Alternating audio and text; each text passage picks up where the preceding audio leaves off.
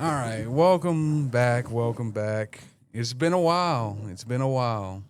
It's been like 2 or 3 weeks. I don't really remember. There was an error, and also John went to go do cool shit, play around in the desert. Yeah, with the we gonna aliens. talk about that and shit like that. I actually didn't get to do anything adjacent to that. I didn't get to do what I wanted to do actually, which was I'll get into that. And a little bit of preamble. I went to fucking Arizona. I was on vacation. Shout out to the motherfuckers at Game on Expo. If you was there, shout out to you, and you just so happened to see me, or if you was just there in general, shout out to you. I thought it was pretty cool. And Brock, why don't you stand up for a second, get in front of the camera, and make sure that the red thing is beeping. It's like a red dot that's blinking. I can see it Oh, from you here. can Yeah, see it's it from beeping. here. Yeah, All right, we're I think my eyes are fucking going good. bad, so excuse me. Yeah, dude. But Fucking- yeah.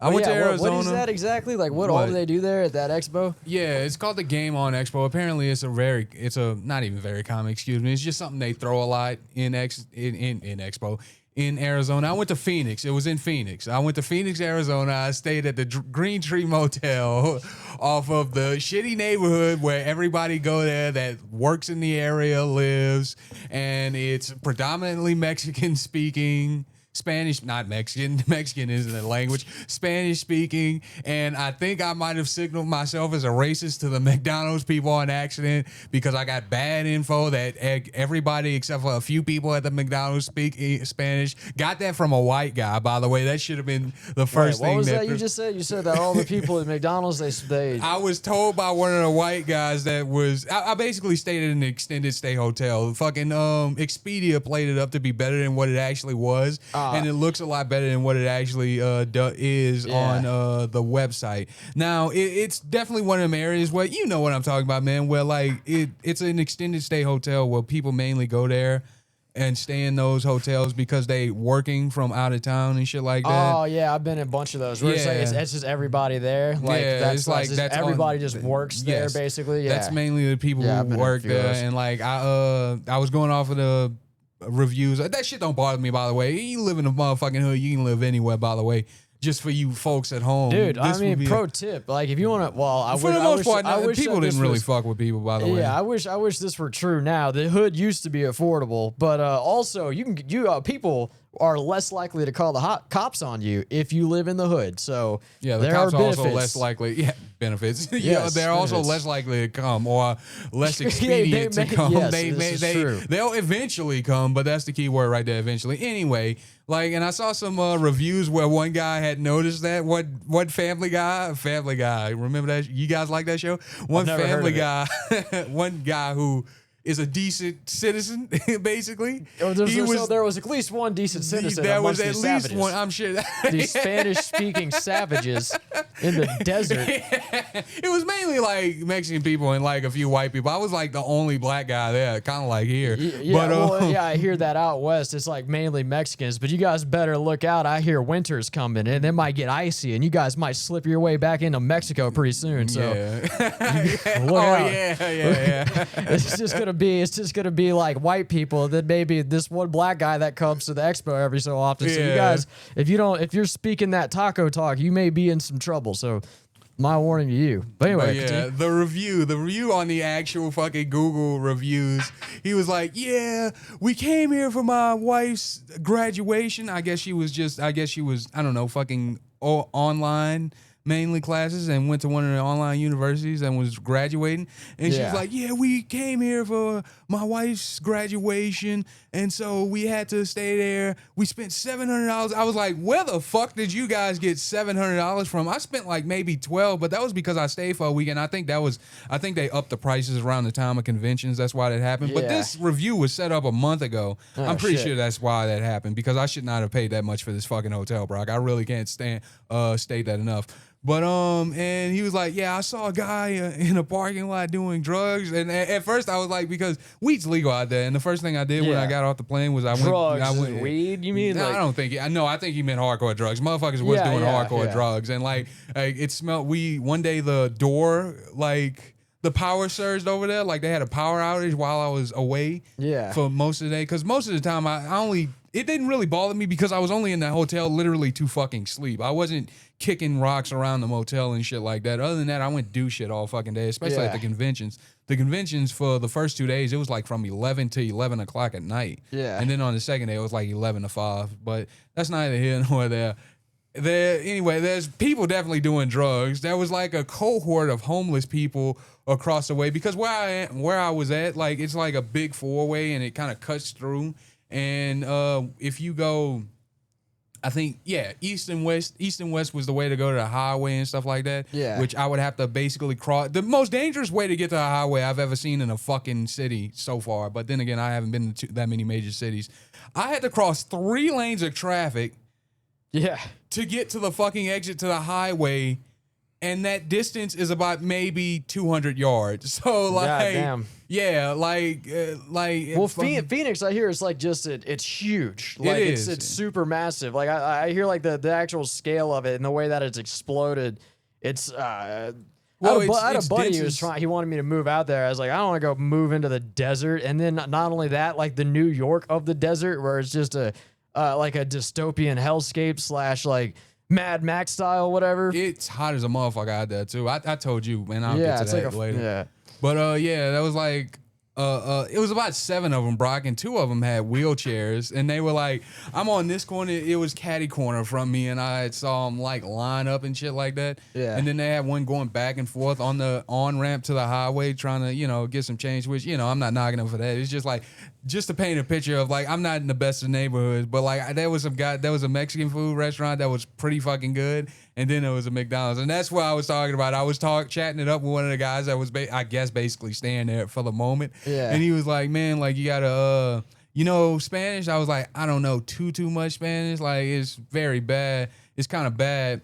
I even preface that whenever I'm speaking to Spanish people. I say, I forget what it is. I think it's like, lo siento, mi español es muy mal, which is like, I'm sorry, my Spanish is very bad. That's about it. That and a few phrases. That's the only Spanish I really retained from fucking high school after doing I know drugs. C and I know K. Wait, no. Do I know K? K is like K? What? Like you're confused. Yeah, what? Whoa? Like that's what K I is don't just even, what QU. Yeah. And then I'm confused on all the swear words. I forget them. I knew some swear words. Maricon? I do not. Maricon is like it's basically it's a gay slur. Like that. It legitimately is a gay slur. But usually I just get upset whenever people speak Spanish now, especially whenever I'm in Denver. And after I get to the third person, they're also speaking Spanish. I'm just like, all right, guys, come on, like, can somebody fucking. I don't know. I get frustrated after a while. Speak my thing, god damn it. Brock is xenophobic. We're finding out. No, but I get what you're saying, man. Like I actually ran into that problem because like whenever I go on vacation, I somehow always pack too many fucking clothes, and I was trying to get some. Enough. Huh? I don't ever pack enough. Really? Yeah. Wow, aren't we a pair? And I specifically go to like shitty hotels on purpose because like I think like the first time I went to Colorado, I went to the Springs. I stayed in a place for 2 days. I think it was a Motel 6. It was like, I think it was like $60 a day just to stay there. That sounds about right. I was like, dude, I don't even care. I was stepping over fucking needles and shit. There were used syringes everywhere. There were some ratchet fucking people. But hey, man, you go in there, the beds are comfy, it has air conditioner, and you can take a shower. It's just a place for me to sleep anyway. So what do I have to really care? I'm not looking for luxury. I just need a place to sleep. Yeah, and it's other motherfuckers all staying out of a Motel 6, so you don't necessarily have to worry about anybody going in your shit. You're all staying in a fucking cheap ass hotel. Yeah. Nobody has anything here. Yeah. Or at least that's what's supposed to be said. But yeah, man, like I ran into that. I get my clothes done. I bring it to a laundromat that has the laundry service because I'm not about to sit there and wash and dry my clothes when I'm on vacation. I'm gonna let some other fuckhead do that for a little bit of money. And that's exactly what happened. I tried to speak to the lady, and she mainly spoke Spanish, and I was like, and I had to break that out. And then I was like, fuck it. Well, like we have translators on our phones and shit like that. But at the same time, I do that here. I agree with you. Like it's a lot easier. Like Yeah, I would be tripping if I went to fucking Mexico and did the exact reverse of this. Well, And dude, like if I went to, because like I think they said, even got. Well, like- I'll let you say this and then I'll say what I was gonna say. yeah, like in Denver, for example, like because like I said, it's like everyone's Mexican, that's fine, but when nobody speaks English, I have a fucking problem. Like if I went to Denver. And then I went to, and everybody was white, but everybody spoke German. I'd be just as fucking pissed. Yeah. I'd be like, get these motherfuckers out of here. Get all these white German, blonde hair, blue-eyed, Get all these white 999 Mexicans out of here. cocksuckers the fuck out of this bitch. I can't understand a goddamn person. Fucking crazy you said that. How serendipitous this is. I actually came across a German couple while I was out there, but I'll get to that. But Were they like going like yelling Wuschgaskenstag or whatever? They need to go too. I peeped it was German, but I wasn't. I was ear hustling, but not hard enough to exactly remember the phrases they were saying. It was an older German couple, and like this was at the because I went to 2 aviation museums. I went to like apparently it's like the second biggest one, one of the top 3 biggest ones in the entire country is out there in Phenix, and we were doing basically a cart tour where they put you on like one of them extended things like what you might see in the zoo where they drive you around and shit like that, giving you a tour, just to save on walking time because like again like the average temperature was like 90 something degrees out there at that time. It was like night and day from when I left here and it was in the 40s versus when I went there. I touched down there and it was like it just gotten to like 95 or some shit. Yeah, I heard it doesn't like even out here like whenever it starts to approach the evening, it like the temperature will drop a lot, and then the same thing in the morning it'll be really cool and crisp and nice, and then it'll get hot. Like I heard like it just starts off hot and then around 10 in the morning is whenever it starts to get really hot. Before that, it's not like ridiculously hot. Yeah. But around 10 and then noon the peak, so it's the hottest around noon in the early afternoon. And then it's not till and the sun don't go down till like 7 or 8 now. So it don't getting cool, which cool is still like fuck man. Some days it was 80, some days it was grazing the mid 70s. It doesn't get cool until around 7 or 8 o'clock and shit like that. And it's not even summer yet, by the way. Yeah, like in I know the summer, ain't it still technically winter? No, spring started on the 20th, right? Like 6 days ago. Yeah. A week ago. Literally 1 week ago, spring started. Yeah, on the 20th. Yeah. But you can only imagine midsummer. It's like I think it's like literally like 115 I would probably, on bro, the I regular. couldn't do it. Yeah, I was thinking about that. I was like, I couldn't fucking live here. And like I said, I was like in the outskirts of Phoenix. I was technically still in Phoenix, just like where the hotel was. It was the outskirts of Phoenix. But I'm getting beside myself. Like one day the fucking power went out. And I was really worried when I started to see the fucking city and them long reach bucket trucks going out there and fucking with the power line. I was like, oh my God, please don't let this fucking power at this goddamn place be out, man. Yeah, I would imagine that would just be a catastrophe. Yeah. Because even here, even in the summertime here, because like I've gone without air conditioner because the shit fucked up and it was only in one room anyway. You can survive it. It's not fun, but you can crack your window all night or all night, all morning, and then it'll seep in some cool air, and then you can kind of leave it in there a little bit all day, and it'll heat you. You're not having a good time, but like over there, I bet under certain circumstances, like you just die. Like, you'll die. You'll fucking die. drown in your own goddamn sweat. Cause Jesus Christ, I had the I don't know why this shit is like this hotel room that I was in, it didn't have central fucking air like a bunch of the decent ones that ought to show you something. It had like one of them units that's in the side, and like for whatever reason, it didn't automatically want to stay on. I guess I just was being retarded, but it didn't want to stay on throughout the night. But like from the moment I walked in that room, I fucking turned the air on and had to finagle with it like an hour later and shit. Yeah. And then keep the air constantly going because like Jesus Christ, it was damn near unbearable. I was like, if this fucking heat go out, I will ask for a refund and just find another hotel, man. Fuck all that. Yeah. But luckily that's not what happened. What did happen though is a sliding door. There's also a lockdown at this fucking hotel. Like after 8 o'clock, they're like, look, you got to use your fucking key card. We're not having this thing open all the time because like they know. But one guy tried to sneak.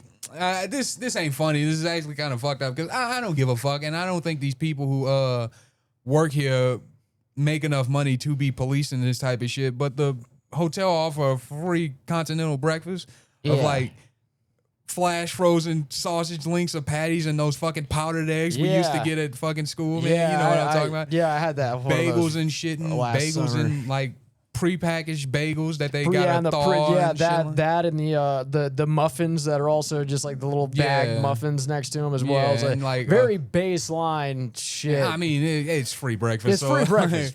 beggars can't be choosers. Yeah, but free no, I'm breakfast, not you getting know. fucking crepes a la mode and shit like that. Yeah. And, cheese and jalapeno quiches and shit like that at this Yeah. continental breakfast. And like one of the guys walked in and he was like, I thought it was a guy who was just on his way out or some shit. And Yeah. he was like, hey bro, is the breakfast free here? I was like, yeah, man, it's free. And he was like, all right. He was like, all right, bet.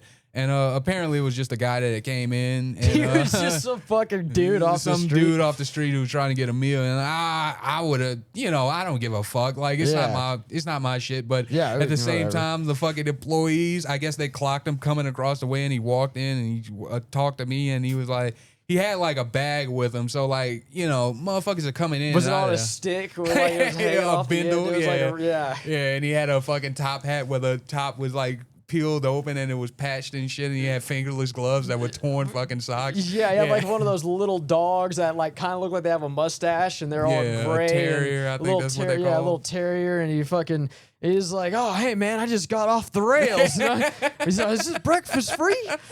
Yeah, Yeah. I saw him like finger scoop the fucking last bean out of a blank aluminum can of fucking beans. And no, He opened up his wallet and a butterfly flew away. a moth flew out of it. Just he had a big frown, and whenever he frowned, Yeah. that's how homeless people are here in America. if one person from that just wanders into this video from off the streets of I don't know Spain, that's how usually that's how our homeless That's people how are. our homeless people look. They look like Looney Tunes cartoons. Yeah. But From no. like the 50s. They don't even come in color. They're in black and white. They're so poor they can't, afford to be pigmentation. I mean, it's a real sad Goddamn. state of affairs. Our economy isn't what it used to be. So I just figured They're we'd so let you poor know. they can't afford light waves to color themselves in. It's bad here. But yeah, and like I said, one of the employees clocked that and fucking basically chased him out of here. And I was like, oh, that's kind of fucking sad because like if it was like I said, if it was up to me, I wouldn't give a fuck. It's not my shit. These Somebody people showed up probably make like spraying them with a bottle spraying on. them with a bottle like you would a fucking cat who's on the Yes. counter or some shit. Yeah, and anyway, I keep getting distracted. The fucking power went out and the sliding doors that lock after a certain time went out. Yeah. And so they closed it and security was like, yeah, man, just you gotta go around back. Actually, the person at the front desk was like, look, you gotta go around back, our power's out, and everybody kept fucking with it, blah, blah, blah, blah. And then we walked around and like an odor fucking hit me, and it was like, God damn, me and him was like, God damn. He was like, hey man, you smell it? That's motherfucking boo-boo. I was like, is there a sewage fucking vent or something, right? Yeah, He was yeah. like, nah, that's motherfucking boo-boo when them homeless people come back in and take a shit. And then he was like, Oh, my he was like, God. you know what I'm talking about, man? He was like, Smokey, he back here taking a shit. He like quoted the Jesus. fucking Friday movie. Oh, and like my we God. both bust out laughing and shit. Jesus Christ. This place actually does sound really ratchet. Oh like, no, I it feel- was a ratchet fucking place. I'm and they not even about to charge you deny it. $1,200 for that? Yeah, because of the fucking not $1,200. I think after fees and everything, it was $1,200. Before taxes and shit, like it was like I don't even think it was $1,200. It was like $1,100 and some change. Now that you're getting into details on how much it actually costs for this, like if I paid $60 for something like this, or even I like think $100 per night. I'd be like, you know what, this is all part of the experience. But like if I was spent an exorbitant amount of money, like I would definitely, and if it was portrayed to me better, like if I like. You know, This was one of the cheaper fucking hotels I Okay. could like. I paid over $1,000 I for got fucking you, a whole yeah. week. I'll tell you that much. After fees and shit like that, it's like a Yeah. heavy ass markup apparently on hotels. those there, or at least that's the bullshit Expedia. It also could be because I've booked third party, but at the same time, I booked third party and I compare the rates on the actual websites. Yeah. So, and it was a few dollars cheaper on Expedia than it was on the actual websites. I truly believe they kick up the prices around the time of conventions and shit like that. Well, they do. I know that they do that for sure. Like that, I've heard that quite a few times. I've heard that from people that actually work at places like this. So you're definitely not wrong on that. My whole thing is like, whenever I go to a shitty hotel, I already know what I'm getting into. I know damn well what I'm getting into, and I don't give a fuck. But if I spent that kind of money expecting to be in a nicer place, like I basically got hotel catfished. If I was a well-adjusted human being with like a family like and a that wife guy or something, just fucking said, who went there for his vacation, who went there for his family's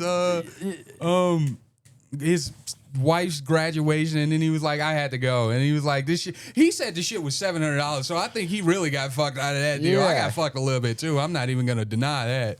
Yeah, if somebody, if there's like a homeless dude taking his shit and this guy's going, hey, smoke, hey, and I paid $60 for it, I'd be like, oh, hey. But if I'm with my wife and kids paying $1,200 and then I'm watching a guy take a shit, then I'm like, man.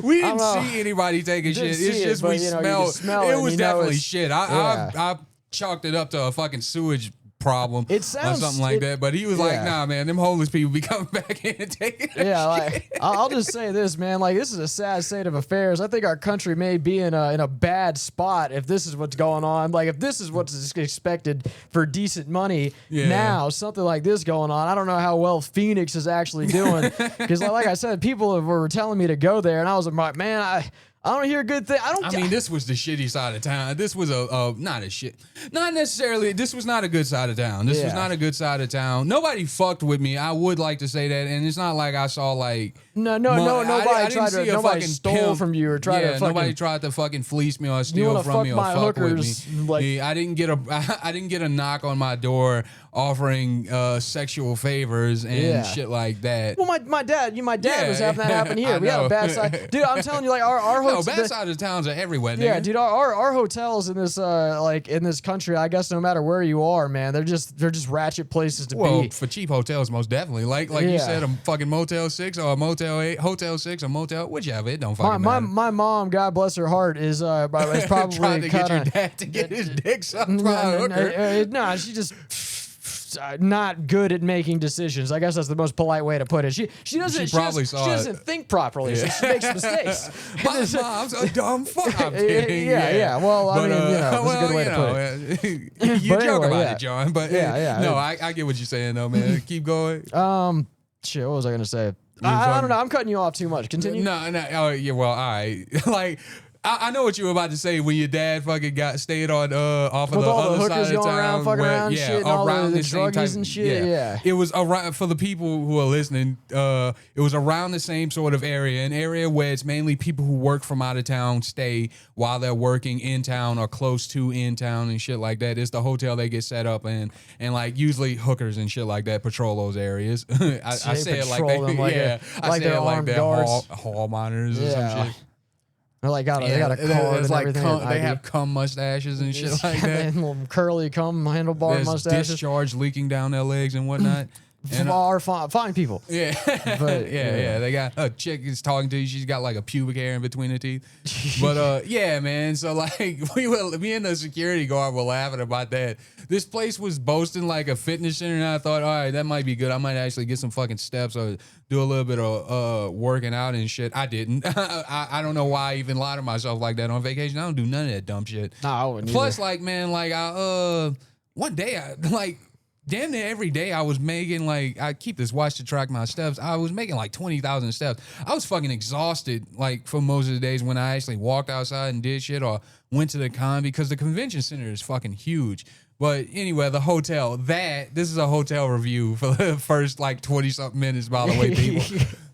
That shit. Should we Dave drop said hotel so that way everybody? I don't give a fuck. It was what's the? It was Green Tree Hotel. Yeah, that's where you want to go. Let me see. Let me pull it up for a week, and then you get to. Let me pull it up, folks. Don't believe the images that you see on their website. It's just AI generated. Yeah. Oh, excuse me. It was Green Tree Inn. Green Tree Inn and Suites off of in Phenix, Arizona. And Brock, I'm gonna show you, Brock. Whoa, this is definitely not the fucking pictures. Hold up, man. Like, give me a second. Well, from what I was seeing right there, it didn't look bad at all. Well, it doesn't look bad, but trust me, it let me see if I can find it. Like, that was a brief glimpse, though. Hold on. Let me see. Yep, here it is. This is it. Fuck you people who can't, because we can't fuck with anything. Like, these are the pictures that I wish we could just show these people. I wish we could maybe, too. Should I just go be a no, what we're gonna do is I'm gonna give the exact address. Oh fuck. It doesn't look bad, dude. Fuck. No, this is not the place that I fucking stayed at. Hold on. Maybe I'm saying it wrong, people. Let me look on my phone. Green. If I wasn't broke, you know what? I could just get a different fucking computer program, and then I could probably figure out how to. Whatever you got to do. I can get Claude to do it. Got one of these bendy hand thingies I found on the floor. Like, if I was a Mortal Kombat character, like, I'd be like a character that would like be really muscular, and I'd bend this all the way down to the fucking to where they touch each other. Yeah. And then like my finishing move would be I shove it up your ass and I let go of it, and then like widens your asshole, and then I shove a grenade in there or something. Yeah. Okay. Yes. This is. I've just fucking closed it. Goddamn. Green Tree Hotel, Phoenix West. All right. Here it is. All right. Brock, I'm gonna show you.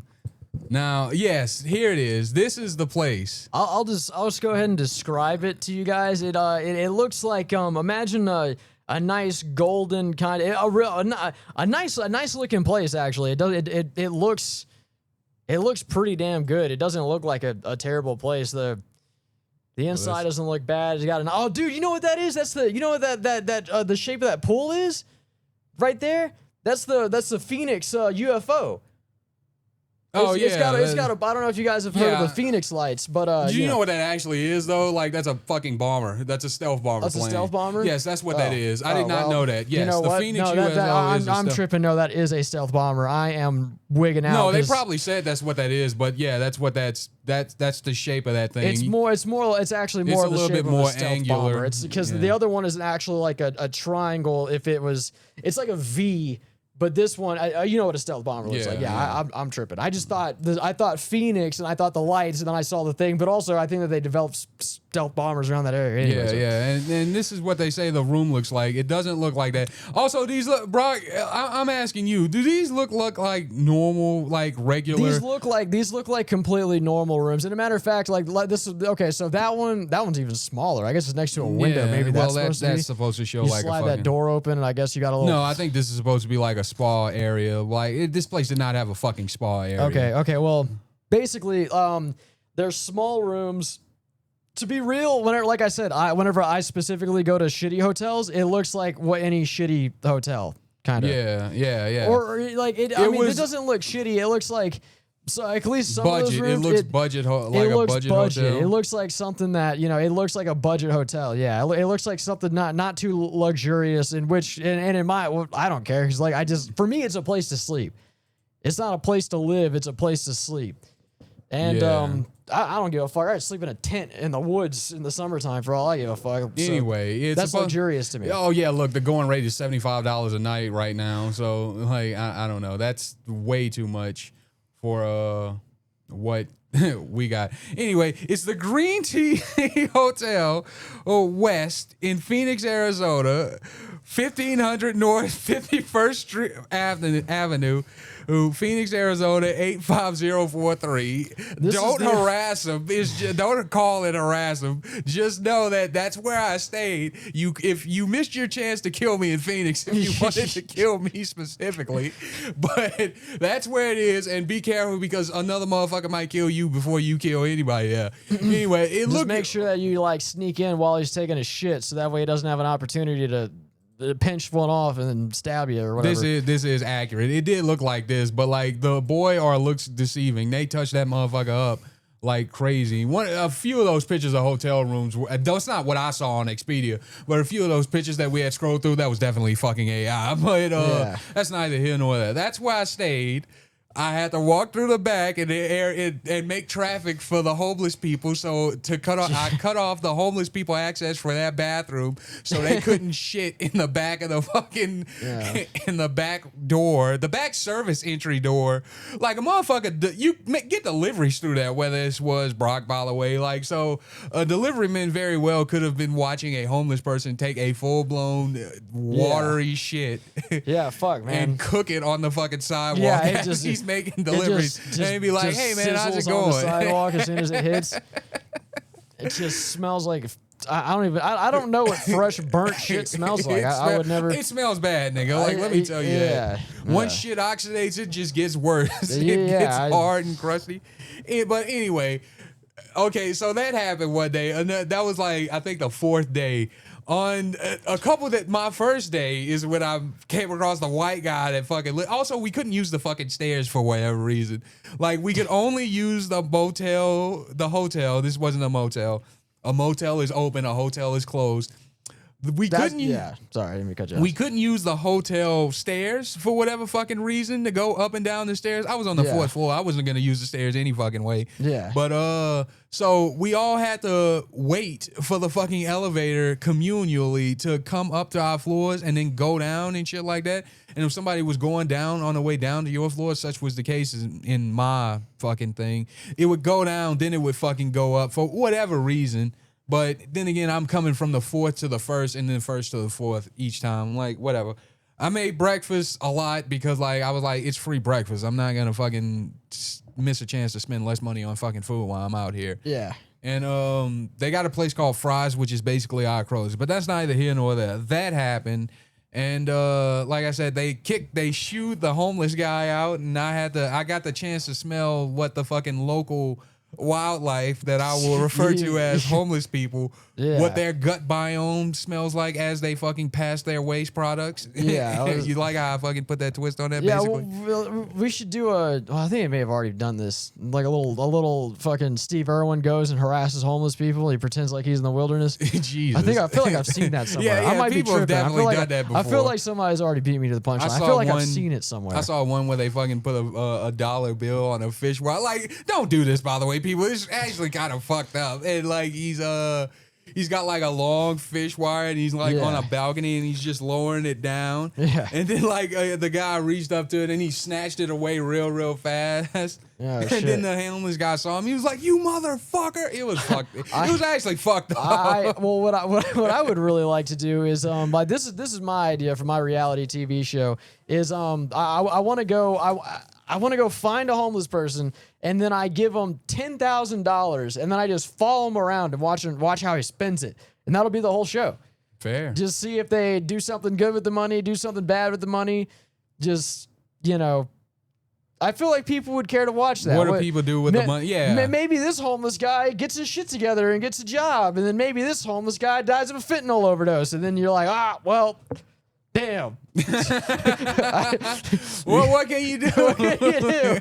Try to help the guy. Basically bum fights, but in a not as direct, violent manner happening. Like he get $10,000. He was like, he calls his drug dealer and is like, "Yeah, man, I want $1,000 worth of shit." He gets fucking shit. killed. Yeah. I bet you if you ran that show, I bet you very few of these people would actually use that money wisely. I bet like 9 out of 10 of them would just it'd just be a disaster for them. Yeah, but it'd be fun along the way. It'd be fun to watch. Yeah, anyway, that as far as that goes, the first day I got there, that's when I came across the white guy, which could have, again, a white guy. Most of the people staying here are either white or Mexican, and I'm the only black guy. Yeah. And like I was chatting it up with him, and it was like, "Hey man, what's good around here?" He was like, "Yeah man, you got to be careful though around here." He didn't exactly say careful, but you got to be cautious around here. Yeah. A lot of these guys speak Spanish. A lot of this area speak Spanish, especially this side of town. Yeah. And which is true because like it's like mad Hispanic That's joints what and shit I've like heard that. from most That's everybody. Just like it's, what you said about Denver. Yeah, it's exactly well, I like heard that it's on. worse. Well, like, yeah, I heard it's, way I heard worse. it's like actually way like if you think Denver's bad, I hear that like I said, nigga, I had to break out the translator just to have a conversation about my laundry being taken care of. Yeah, So and again, like it's, honestly, if it was just all brown people and they all speak English, I'd be totally about it. But none of these motherfuckers speak English, man. That's the main problem. Like these guys literally just kind of they're not fluent in this shit. Yeah, dude. Like that's just not fucking cool. Yeah. Like that's just how I feel. I feel like I should be able to communicate with people. But anyway, yeah. And he told me like, yeah, man. So like, especially at these two spots right here, and that. I was also high as a motherfucker whenever he said this. Like, I bought one of those disposable vapes and I was hitting that motherfucker like outside. I was sheaving that motherfucker like right outside the front doors. That's why I don't like to smoke weed in sketchy areas, because now I'm too passive. I'm not ready for it. Like, I'm not. If somebody were to come at me on some bullshit and like I would be sober, I can handle it. And if I'm drunk, I might even be more prone to preemptively do something. But if I'm stoned, I'm just like fucking. Yeah. If anything bad were to come, I'm like, I would be like trying to use conflict resolution, and I would just be like too high to want to defend myself or to, you know what I mean? I don't know. That's weed makes me very passive, so I have to be in a comfortable environment. And dude, I can do even on acid or shrooms in those environments, I can handle myself better, if you can believe it or not. But weed, for some reason, especially now, because my tolerance is so low, I don't smoke it like I used to. Yeah, weed will make me like passive and scared in a sketchy environment. It'll make me scared if I'm sitting in my house by myself sometimes, just getting all in my head. Hey, and I'm excuse me, sir. Do you have any spare change? Just take it. Just like throw my fucking car keys. But yeah, so I just like curl up into a ball, just like looking rocking back arm. and forth, fucking crying, calling the cops and shit. Yeah, the homeless guy looks at you. I'm wow, crying. what a I'm fucking just breaking pussy. the fuck down. And shakes his head and walks away. Anyway, so he was telling me like, they mainly speak Spanish around here, especially on this side of town, and which was again mainly true. Even at a couple of local restaurants I went to, like I got crepes one morning, and the lady had phenomenal food, by the way. The food is good. I'll say this, Brock, when they don't speak English, that's where the good food is. Oh no, that actually is completely true, man. The best burrito place I've ever been in my life was this Mexican spot, and me and this guy who was out on fucking work release, I was trying to drop him off at the bus station. I think I was somewhere near the airport. I was in Denver, of course, and I went to go drop this motherfucker off somewhere, and he was like, "Hey man, I'll buy you some food or whatever." And I was like, "Cool." And then we go into this fucking Mexican spot. I couldn't even pronounce the shit in Spanish. You walk in there, what's a taco? yeah, dude. Like, I walk in there, all Mexican people. Nobody speaks fucking English, and this is the only place there. And then I walk up, and then I'm like, she speaks not a lick of fucking English. And I'm just like, I don't know, steak burrito. And I was like, just give me something good. Give me a burrito. I didn't give a fuck. Yeah. And then she brought me back something, man. And it was, whatever it was the best goddamn burrito I've ever had. You probably got a carne asada burrito. That shit is mainly popular in places like that. Maybe, but it was the best fucking like burrito I've ever had. Those guys can stay. Yeah. Just so long as they keep pumping out those burritos, I'll let it slide, because that was really fucking good. Yeah. And man, I wish I could remember the fucking place. It was so goddamn good. But I'm never there that often, and I'm not ever in that specific weird part of Denver anyway. But we got a spot around here. It was good food. That's very similar to that. I don't know the name of the place, and obviously, even if I did, I wouldn't give it to fucking doxers. I'm pretty sure we said where we live before, but I'm not gonna put that out there anymore. It'd be so cool if we were to get doxxed. It just mean that people actually would see our shit. I'd be like, bro, like, people, you know what? If you ever dox us, if you ever find out where we are doing this, and you fucking come up to the house, we won't kill you, at first. Like, we won't kill the first guy. The first guy will have you on. The second guy will probably kill you. We'll see it as a massive sign of success. Like somebody saw our shit and hated us enough to find us.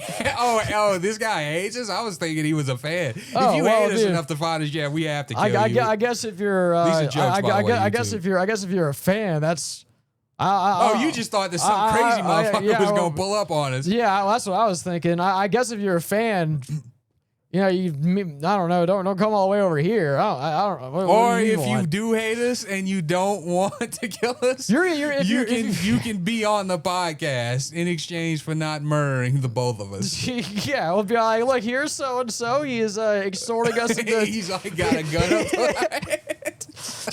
We're gonna talk about just whatever he wants today. He's just speaking like Spanish. We don't Say a funny joke. Shit. Maricona. Fuck. But anyway, I keep getting distracted from this fucking story. And so I took the information that this guy told me with like no grains of salt. Like, I took it at face value, and I was like, okay, so everybody speaks Spanish in this area. And man, again, this is because I'm fucking high.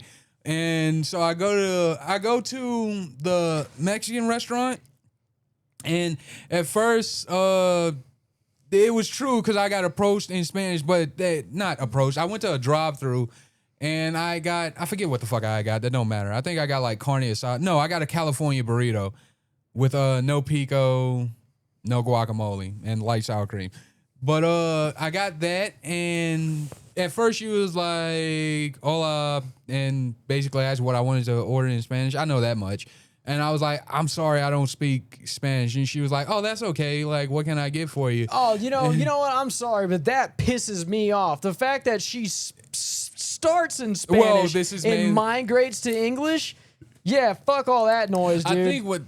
I think what really happened is she got somebody that spoke English to come up to the mic because that happened at the creperie that I went to. That's where the lady who was working, I guess she owned the place. Yeah. And she got her son, which was another adult, to come and holler at me and take my order and stuff like that. I thought nothing of it. I think like at a point, like I'm being a fat piece of shit. I'm trying to get some food. If you give me the food, I'll shut the fuck up real quick. Again, some of the best food I've had in their respective fucking types of food. Yeah. I had Spanish food. I had something called fry bread, which is basically just a dough of bread stretched flat, like basically a thicker tortilla. And they put meat that's cooked in red chili, these sauce and stuff like that, with lettuce, onions, tomatoes, stuff like that. Phenomenal food. It's usually good, apparently, because the fried bread itself is usually good. Where I got it from, I went to the fried bread house. I don't know, the meat tasted kind of funny, like not disgusting, but I was like, this has like a bit of a char smoke to it. Maybe, I don't know if that's intentional, or maybe like they scraping the barrel specifically for my order, but whatever. It was still pretty decent. It's just like that was a bit of a takeaway from it. But anyway, that happened at the Mexican restaurant, the little fast food Mexican spot. And then like I went to and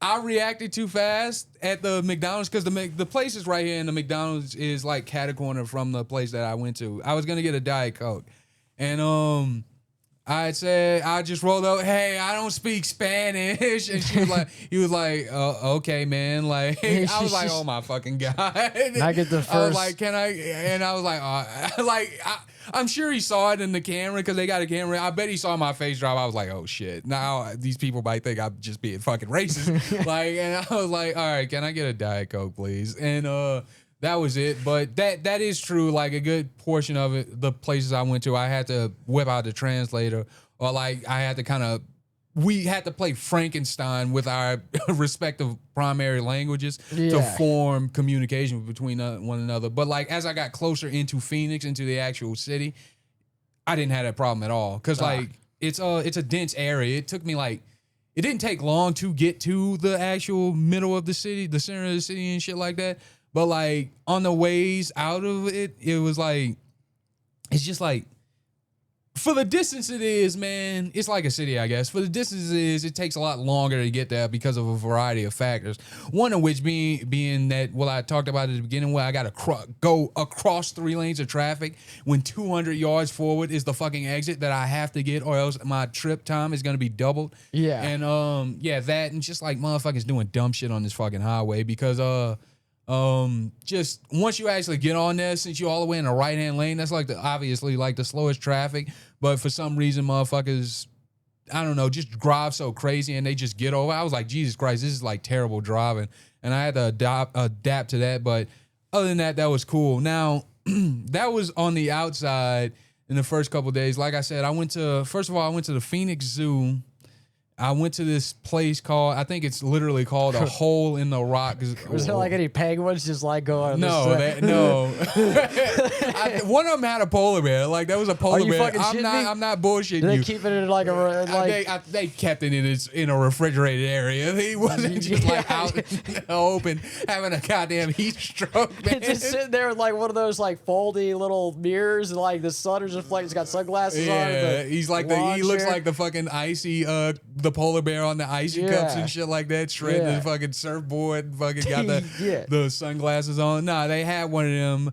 They had like they had a tiger in one of them, and that motherfucker looked like he was dying, bro. Like he was laid out in the shade, like with his mouth open, his fucking tongue hanging out the side and shit like that. Yeah, just imagine it's just such a place for animals. I don't know, like you know, I'm not one of them. I forget it. I think Darren was telling me this, or somebody was talking about like it's crazy that we do that, and I was like, I don't give a fuck. These niggas are here for my entertainment. Like, but that's one of the things where. There were camels and like I don't crocodiles. No, I'm just saying like what would make sense. Got some snakes or something. I don't know. Whatever the pathetic desert animals. The snakes were in the climate controlled reptile house actually, but yeah, shit. It wasn't like anything crazy outside. Like they didn't have penguins or anything like that. I also went to the Odyssey Aquarium, and like they also had sci-fi movie museum where they had. You remember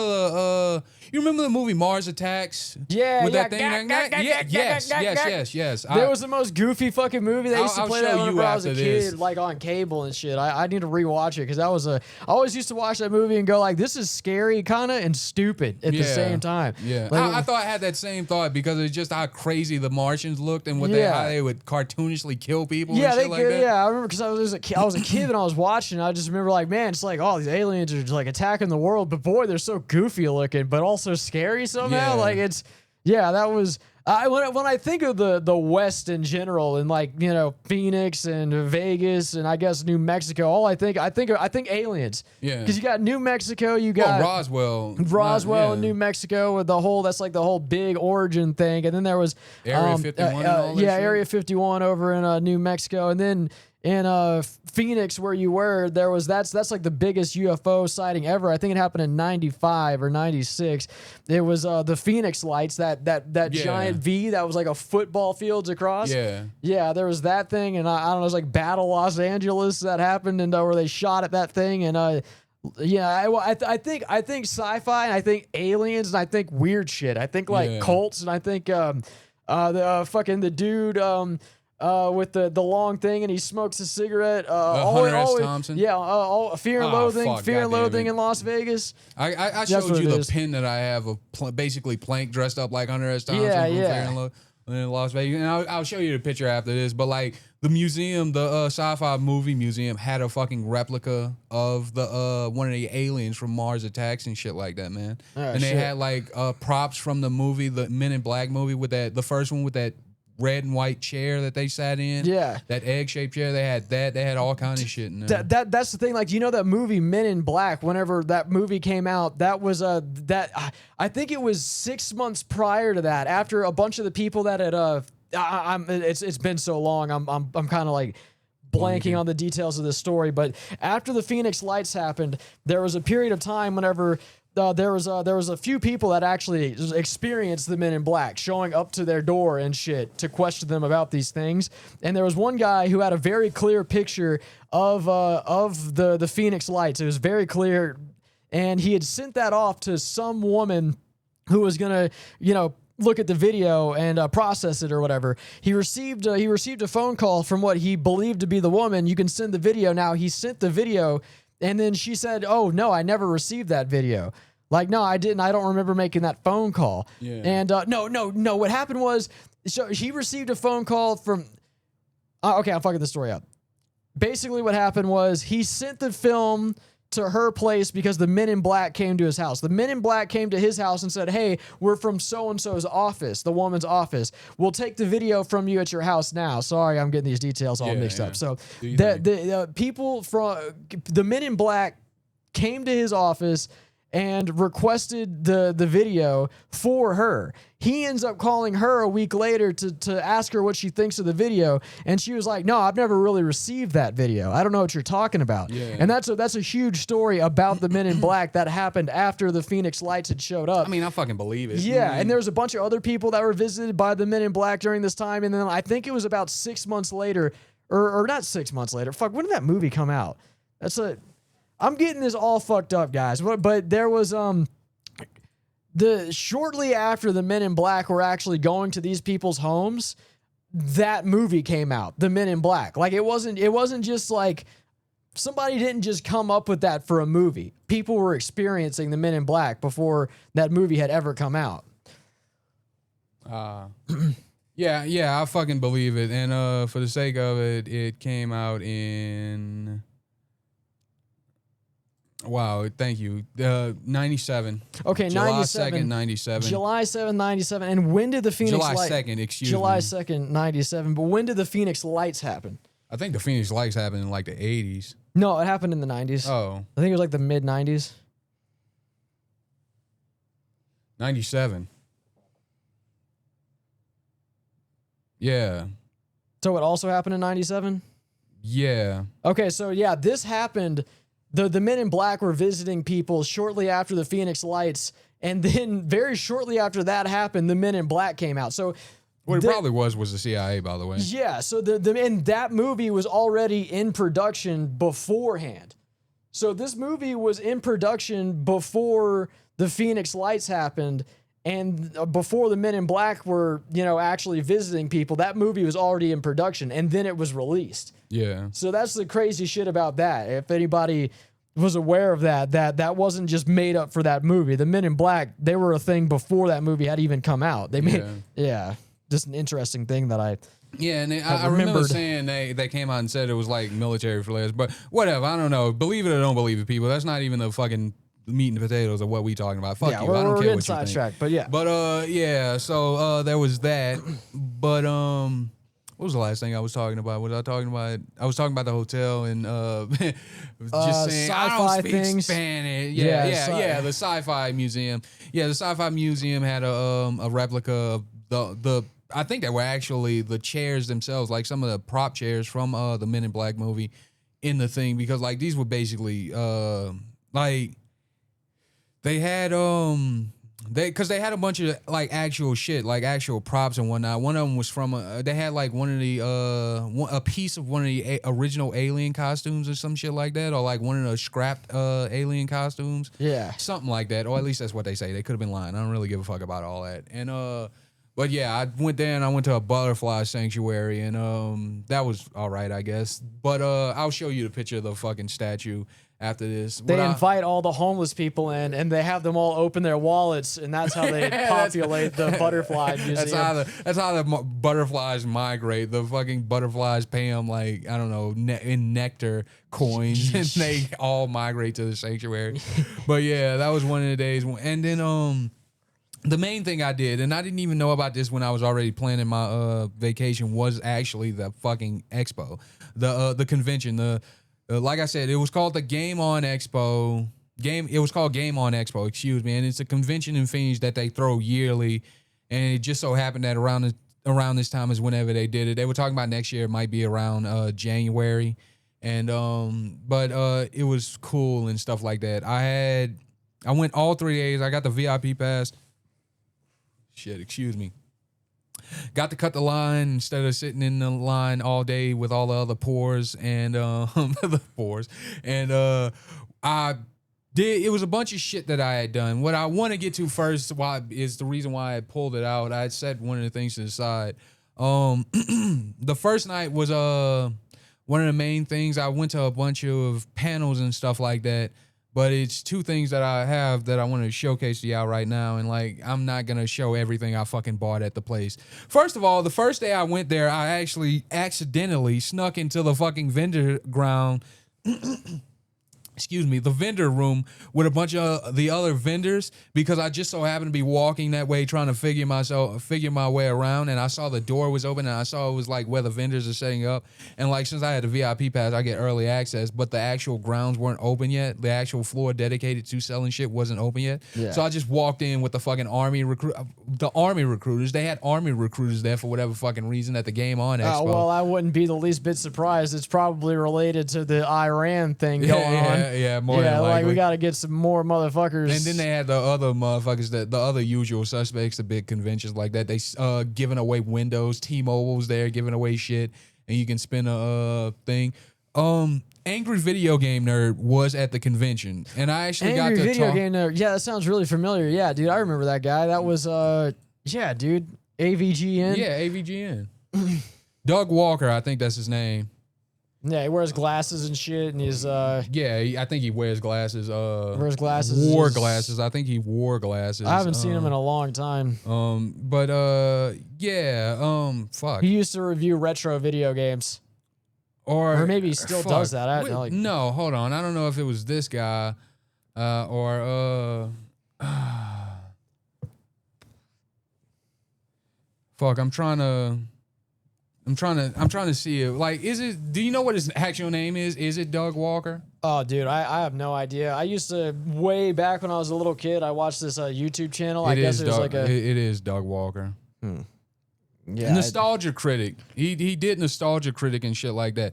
Doug Walker was there. I don't think Doug Walker is the AVGN. I'm not 100% sure.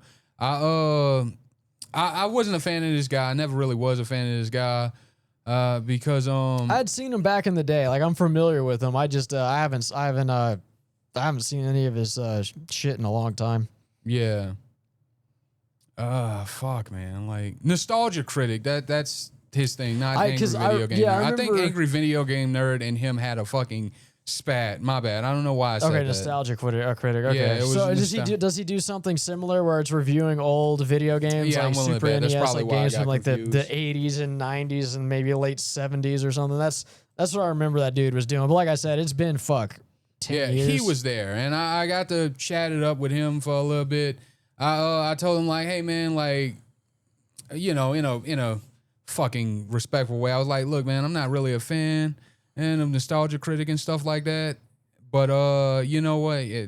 This nigga. He looks like this now. Yeah, I think Well, yeah, wait, that's a different guy. That's the guy I'm talking about. That's Nostalgia Critic. Okay, cool. That's they're separate. Yeah. Yeah, AVGN is another guy. My bad. I got him confused. I don't watch either one of these motherfuckers, but I was like, look, man, I've seen that guy before too as well. I don't think I've watched. I just don't think I've ever watched any of his things. I remember you were saying Angry Video Game Nerd. I know who that is, but this guy, I thought maybe Nostalgia Critic was maybe like one of the AVGN's like subcategories of videos where he would review. Could be. I could be completely fucking wrong. Yeah, because that sounds like something you would do, like Nostalgia Critic. Like, I don't know. It seems like if I'm going to be reviewing old games and I'm the Angry Video Game Nerd, that seems like maybe a category I'd have on my YouTube channel or something. Yeah. I've seen that guy around. I just never seen any of his shit. But yeah, he was there. I shook his hand, told him like, hey, look, man, why don't watch your shit? I can respect I respect the fuck out of it, especially like making a big community and stuff like you do. Ooh, like, best of luck to you, yada yada yada. You know, the spiel I do with everybody. But I won something. Now I don't know if you remember this game, Brock. And maybe whoever is in the ethos out there, maybe they remember this, but like what I won was a poster. I won a poster of Unreal Tournament. Unreal Tournament. I 2003. hear so much of this game, and I hear about how great it is, but I've never played it extensively. I think I played it at like a friend's house, like once whenever I was like a little kid, but I've never actually sank a lot of, I've never owned this game, which is weird because people will sing its praises so much so that even Joe Rogan, like that, I think that this is one of his favorite fucking games ever. Quake too. It's Quake is one of those. Quake as well. That's another one of those games. Well, maybe it's both of them. That one too. I haven't played Quake, but aren't they older games as well? Like Unreal Tournament definitely is an older game. I don't know. I feel like Quake is even older than that because I think I mixed them up. I feel like Quake is like super old. Yeah, I think Quake is super old. It's not even because Quake might be like Duke Nukem. Like it looks kind of like how Duke Nukem used to, or Doom, the old Doom games. Yeah. Yeah, I've played the old Doom games. I've played at Duke Nukem. Those old school Duke Nukem games. I love that shit. And of course they tried to do Duke Nukem Forever on the 360, and that was just the worst fucking thing ever made. Yeah, I know what you're talking about. Xbox. It was on Xbox. I think it was on PlayStation 2 as well. No, it was exclusively on Xbox. I played one of the Unreal Tournaments too back on I believe 360. And yeah, this is the one I played. Unreal Tournament, the one that came out on 360. That's the one I had played. So I played this game franchise. Hey, look, my bad. I'm trying to show him the picture of the fucking poster. This isn't the poster I got. I'll show the poster in a moment. This isn't a Chekhov's gun situation. I'll show you guys. But yeah, there was towards the end of the day, the first day, there was an auction, and like they auctioned up a bunch of cool shit. One of the main takeaways was a Nintendo 64 console that was like the color palette of the actual Game On Expo convention stuff, the colors that they used. And like it was fully, you could play this motherfucker, but it was one of one. And I think that bitch sold for like, I forget exactly how much, but I think it was like $300 in change. And I wasn't. Was it like one of the actual N64s from the old school ones? Because my brother, dude, he got like an N64 controller that people actually manufacture N64s now. Like they'll make them in like 2025. They'll make it. That's what this was. That's what I was going to ask you. Basically, the component. It was the components. The components are inside the actual N64, and that's probably the hardest part. Other than that, man, what they do is they just put that motherfucker in a shell. It's kind of like if you would have put did you ever see skins for the Xbox controllers and shit like that? Or do you remember custom controllers for Xbox? I think so. We used to like that. We used to mod them. You know what we do? We would change the. Would y'all put the jitter mods on? Well, my buddy mainly would do this, and I'd just watch him do this in the process. But the Xbox 360 controllers, he would do the how you can mod your controllers and then have it basically shoot automatic with semi-automatic gun would basically shoot fully automatic. Or we would get this. We would change the lights too, so we could have red lights or we could have green lights or blue lights. My bad, and like you'd take a fucking soldering iron to it. And then you would replace it with those little fucking things, and then you'd fry the controller if you didn't know what you were fucking doing. But then if you did, you're like, oh, look at that, I get a red ring around my fucking. This is pretty much the same thing, man. Where they take the components of a regular N64, they take it off, they resolder it and shit like that, and then the overall casing would just be just the casing. Because once you got once it's like cut right to where like you can 3D print this shit. You can 3D print the shells and shit like that. That's not what they did. This was actually made out of some sort of plastic mold. I didn't get to hold it, but I knew that's what it was. Plus, I wasn't about to pay $300 for a fucking N64. Suck my dick.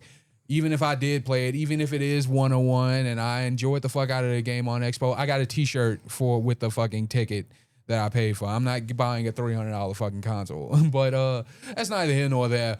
I won two things. First of all, I won basically a mystery bundle of PS2 games that I don't know why I wanted it so fucking bad, but I was like, I don't know, man, maybe something cool is gonna be in here, and I ended up paying $80 for I think the worth of the games is actually equal to exactly $80, so I broke even. But I'm not gonna sell these games. I'm gonna play these games. A lot of motherfuckers go to these conventions and shit like that with these super rare games or these super old games with the intentions of fucking selling them. And I'll give an example. I've told you about this, but I'll say it again. Shadow of the Hedgehog. I have a GameCube. I was fortunate enough, lucky enough to find a GameCube at the thrift store that had a stuck disc tray open button. and it just didn't have a power cord or controllers. But I took it was $5, so I took a chance. I looked up how to take this thing apart, and I powered it up. I got the power connectors and TV connectors from our game store around here, and it worked perfectly fine. I got a couple of GameCube games, and I play the motherfucker every now and again. But one of the games that I used to play a lot was Sonic Adventure 2 Battle, which I have on. I got as a what's the word? They remastered it. They ported it. This is just like copy Control C Control V port onto the Xbox One, and actually it was an Xbox 360, and it's terrible. Like it's not terrible. It's just like it's definitely dated, and the controls for the controls aren't as fine tuned. They didn't boost the FPS or anything like that. And anyway, but that and another game that I liked a lot in the Sonic series was Shadow the Hedgehog. Now, they were selling Shadow the Hedgehogs for GameCube at the goddamn Game On Expo with the vendors and stuff like that, because they sold a various assortment of games. I picked up one, and I asked the guy, like, hey, man, how much do you want for this? And he was like, this is how I know these motherfuckers don't do this for the love of the game, which I can understand, but at the same time, I understand you got to make $1 but at the same time, when you got to fuck me in my ass to make that $1, that's when I got a problem with it. This motherfucker pulled out his phone, looked it up on eBay, and was like, yeah, man, I'll sell it to you for exactly how much it was be on eBay at the time, which was $75 because it was complete and bib, and I don't even think it was sealed. Complete and bib means like it has the manual, Brock. I don't know if you know this shit. Okay. No, basically, it has the manual. It has the disc. It's in a pretty good condition and shit like this. And I don't even think this thing was sealed, which wouldn't matter. It would only increase the price to a few $100s if it was sealed. But this was basically a game that had been taken care of very well by at least. Like there wasn't much damage to the cover of the game, but that don't fucking matter to me, because it wouldn't matter if it was in the like that, or if he just had it in one of them cheap ass DVD disc things and he was like, here you go. He said $75 for that after I saw it after he looked it up on eBay. Brock, I said this before, I don't really talk like this to people in person, but I almost said you should fucking kill yourself. Like, I almost told that to this motherfucker. That's a joke, YouTube. I almost told that to this motherfucker as soon as he's sewer slide. You should take the sewer slide, you gotta take the sewer slide to Shitsville. Yeah. You cocksucker. Yeah. But I was like, man, I can't. Basically, the price of a brand new game in today's world. I was like, bro, I cannot. And I was like, man, I can't really do that. Like, I understand. I even was like, I understand why you're doing it, man. But like, that's the price of a brand new game, and I'm weary of buying brand new games, especially whenever I'm trying to buy a umpteen-year-old game that I might play here and there every once in a while just because it was fucking popular way back when. I gotta pay the tax. Another game that's really bad about that shit, Darren has a copy of this. Darren has a copy of Pokemon Coliseum. Oh, for the Game Boy? Yeah, no, for the GameCube. Oh, GameCube. You can get at least $150 for that fucking game if Darren were to sell that probably to the game store or some shit, which they flip around and turn it, sell it for $200. But like at the same, which is cool. It's great that those games still come around. They not making those games, and anybody who has those games is going to sell them for such a fuck price to where it's not even worth playing in the hobby. Trading cards is like that, and it's weird that video games are like that. Well, I don't know. I bet you could get on like the Nintendo store or something like that, but no, you don't think so? No, they don't. They purposefully fucking do that. They don't backwards. They don't make their old catalog backwards compatible for the most part. It's actually a tremendous occasion whenever Nintendo does shit like that. Because if you want to watch an old movie that would be like on a VHS, that I gotta go get a VHS player and I gotta go get the VHS. You don't gotta do none of that shit. Everything's digital somewhere on the internet. You can find it somewhere for free on the internet, man. Yeah, you can find it for free on the internet too, but whenever it comes to video games, it's just like you can emulate. You can emulate. You can definitely emulate. I was gonna say this too, man. Like one thing. So apparently they have trouble. They don't make N64 controllers, but apparently that got people out there that will just make an N64 controller from scratch, like a new one. And my brother got one that he can plug up to his PC. And he had an N64 controller that was actually like made by, I guess, a Chinese fucker 3 years ago. And he's emulating a Zelda on the N64. Yeah. Ocarina of Time. Yeah. So they do that. There's, you know, you can still do that shit, emulate everything. I bought a fucking emulator. I bought a Nintendo DS emulator thing for my 3DS to play Pokemon White. Pokemon White, if you go buy that motherfucker, a used copy is like $40. And I'm not paying that much for a fucking, again, a 10-year-old game. A 10, 15-year-old game. But yeah, that's one of the things about the hobby of anything that has older iterations of it, anything that has some sort of collection aspect of it, that's just the name of the game now. And I get it, but again, like I said, fuck him. Like, I'm not paying that much for that fucking game. But anyway, I keep getting sidetracked. What I won was this poster that I'm about to show y'all. And what this poster is a poster of one of the Unreal Tournament 2003. And it's apparently signed by the dev team. Now, I can't read fucking these signatures worth of shit to make out any sort of name because they're signatures. You'd only know who they are if you see them sign it. So I'm going to stand up and show the camera real quick.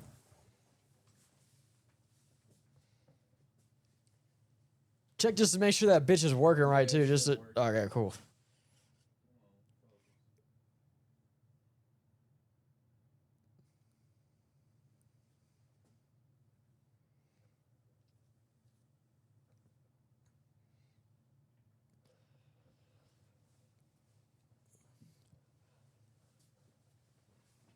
Anyway, if you want to see that, like, pause it and shit like that and look at that, the little bit I had on there. But it's got a bunch of signatures and stuff on it. And, like, nobody wanted that, apparently. But motherfuckers definitely wanted the goddamn games.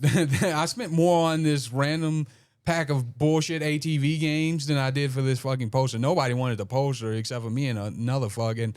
I got the poster for like $30. I had to spend like $80 to ship the motherfucker back because it doesn't fold up. It's not, excuse me, it's not an actual poster. It's plastered onto cardboard.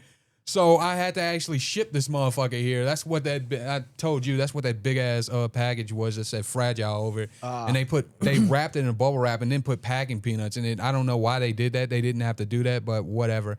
But yeah, I won that. And I also got something else. Now, at this convention, they had a bunch of voice actors and stuff like that from, if you know anime game, if you up on anime game, Frierin's Hero's Journey, I think that's the name of the anime. Her English voice actor was there. Barrett from the Final Fantasy series, his English voice actor was there. Geralt of Rivia from the Witcher series, his voice actor was there. And the Invader Zim, a couple of cast members from the Invader Zim series was there. You know, that's not all they do. That's just what I know them, what you'll know them as once I give a little bit of context. It was Gur, the robot's voice actor, Ricky Simmons, he was there. Naz, Gaz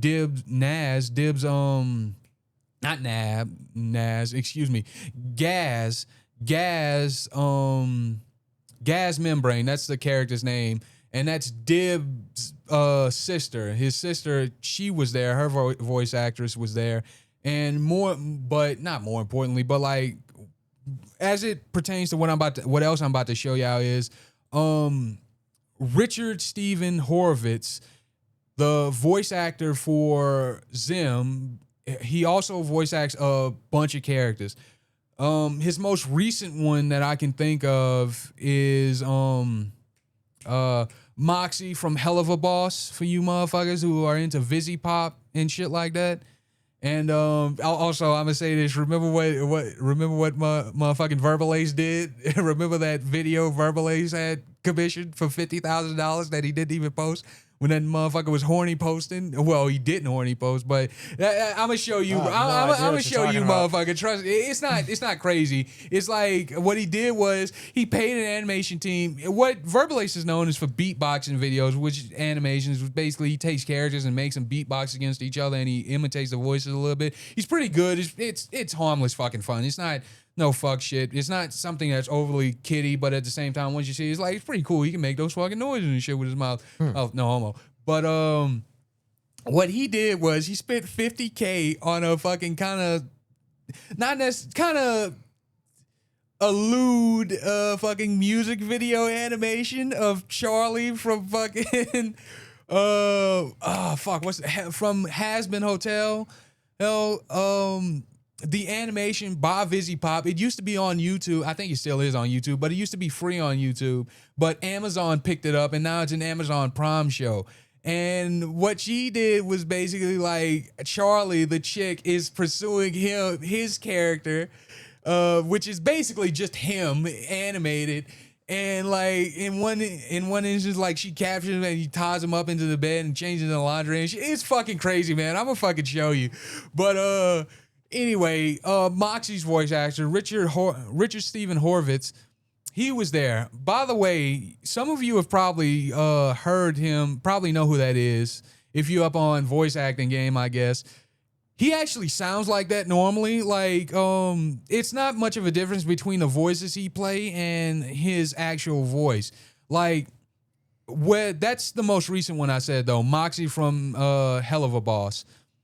And what he also did Zim from Invader Zim.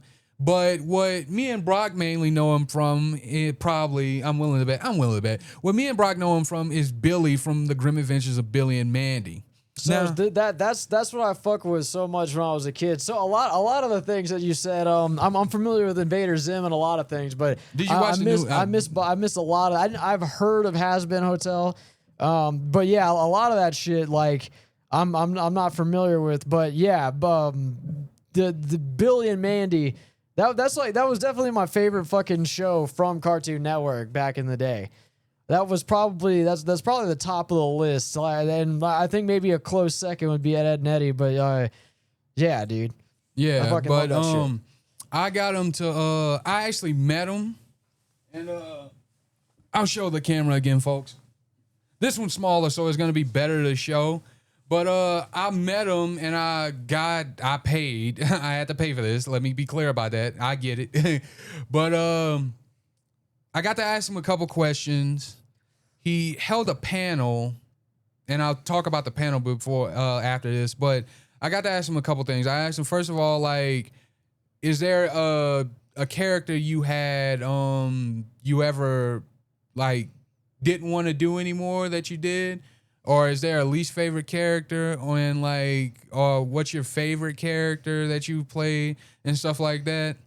Because, again, like I said, that's his regular voice. You know Joe from Family Guy? He's kind of like that. Patrick Warburton, I'm probably butchering his name, but he sound like that. Huh. That's just his voice regularly, but since he has a good range as an actor, he can actually just basically repeat his voice over and over again, but it's still like, it's iconic, but he's still pretty good at voice acting and stuff like that. Yeah. But what he said that was one job that he had to just stop doing.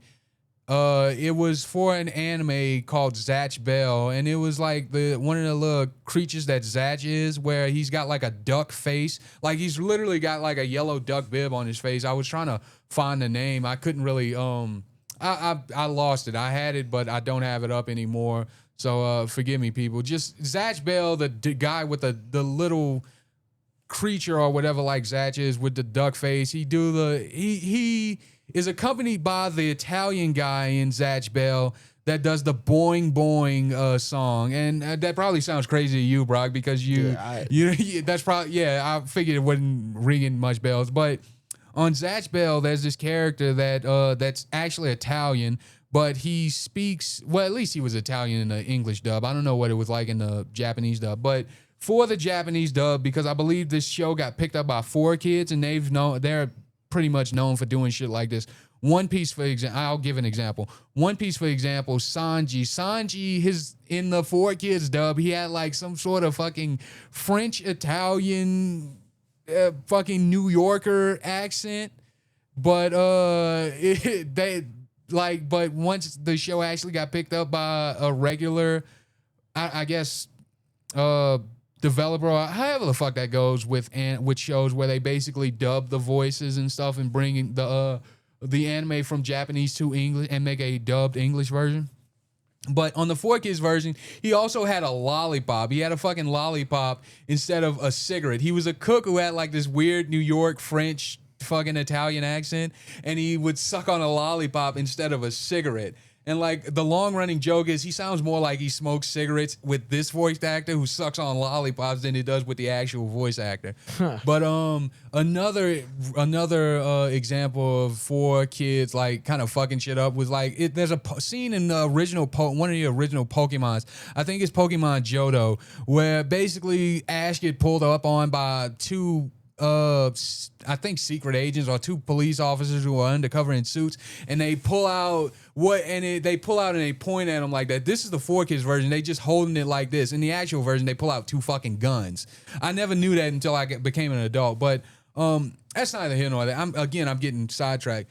But yeah, what me and Brock mainly know Richard Horvitz for is Billy from the Grim Adventures of Billy and Mandy, and I got him to sign this this picture, postcard, whatever, of the Billy, Grim, and Mandy, and the logo over them of the Grim Adventures of Billy and Mandy. And I got him to sign one of the quotes. And this is one of the longer quotes. And it was like, it says, "John, am I the only one who understands the complexity of this ambitious cinematic masterpiece? This movie isn't stupid. You're stupid." It's like the quote he said in the fucking show that one time.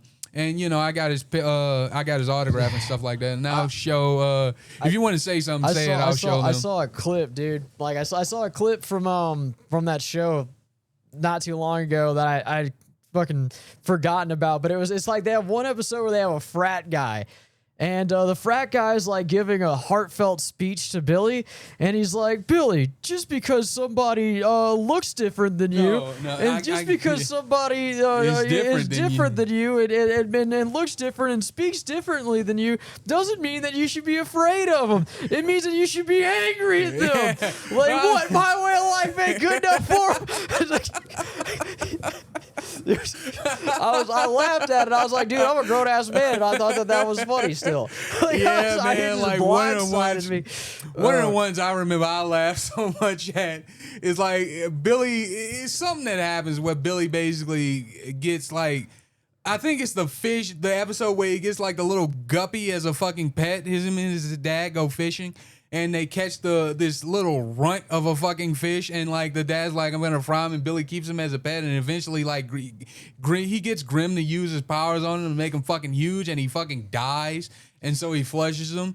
And he's like, "No, I'll never know what it's like to have a pet." And then like his cat is hanging on a tree, and he goes meow, and then he walks out and he's like, "Hey, shut up! I'm trying to grieve here," or some shit like that. Like I saw that, I started dying laughing. Like I feel like this. I've always thought about this because I remember they brought back fucking Samurai Jack like on Adult Swim. I feel like they could take this show and actually bring it back for a mature audience, especially this show. I mean, I feel like it'd be different for a different kind of a cartoon to bring it back for an adult audience.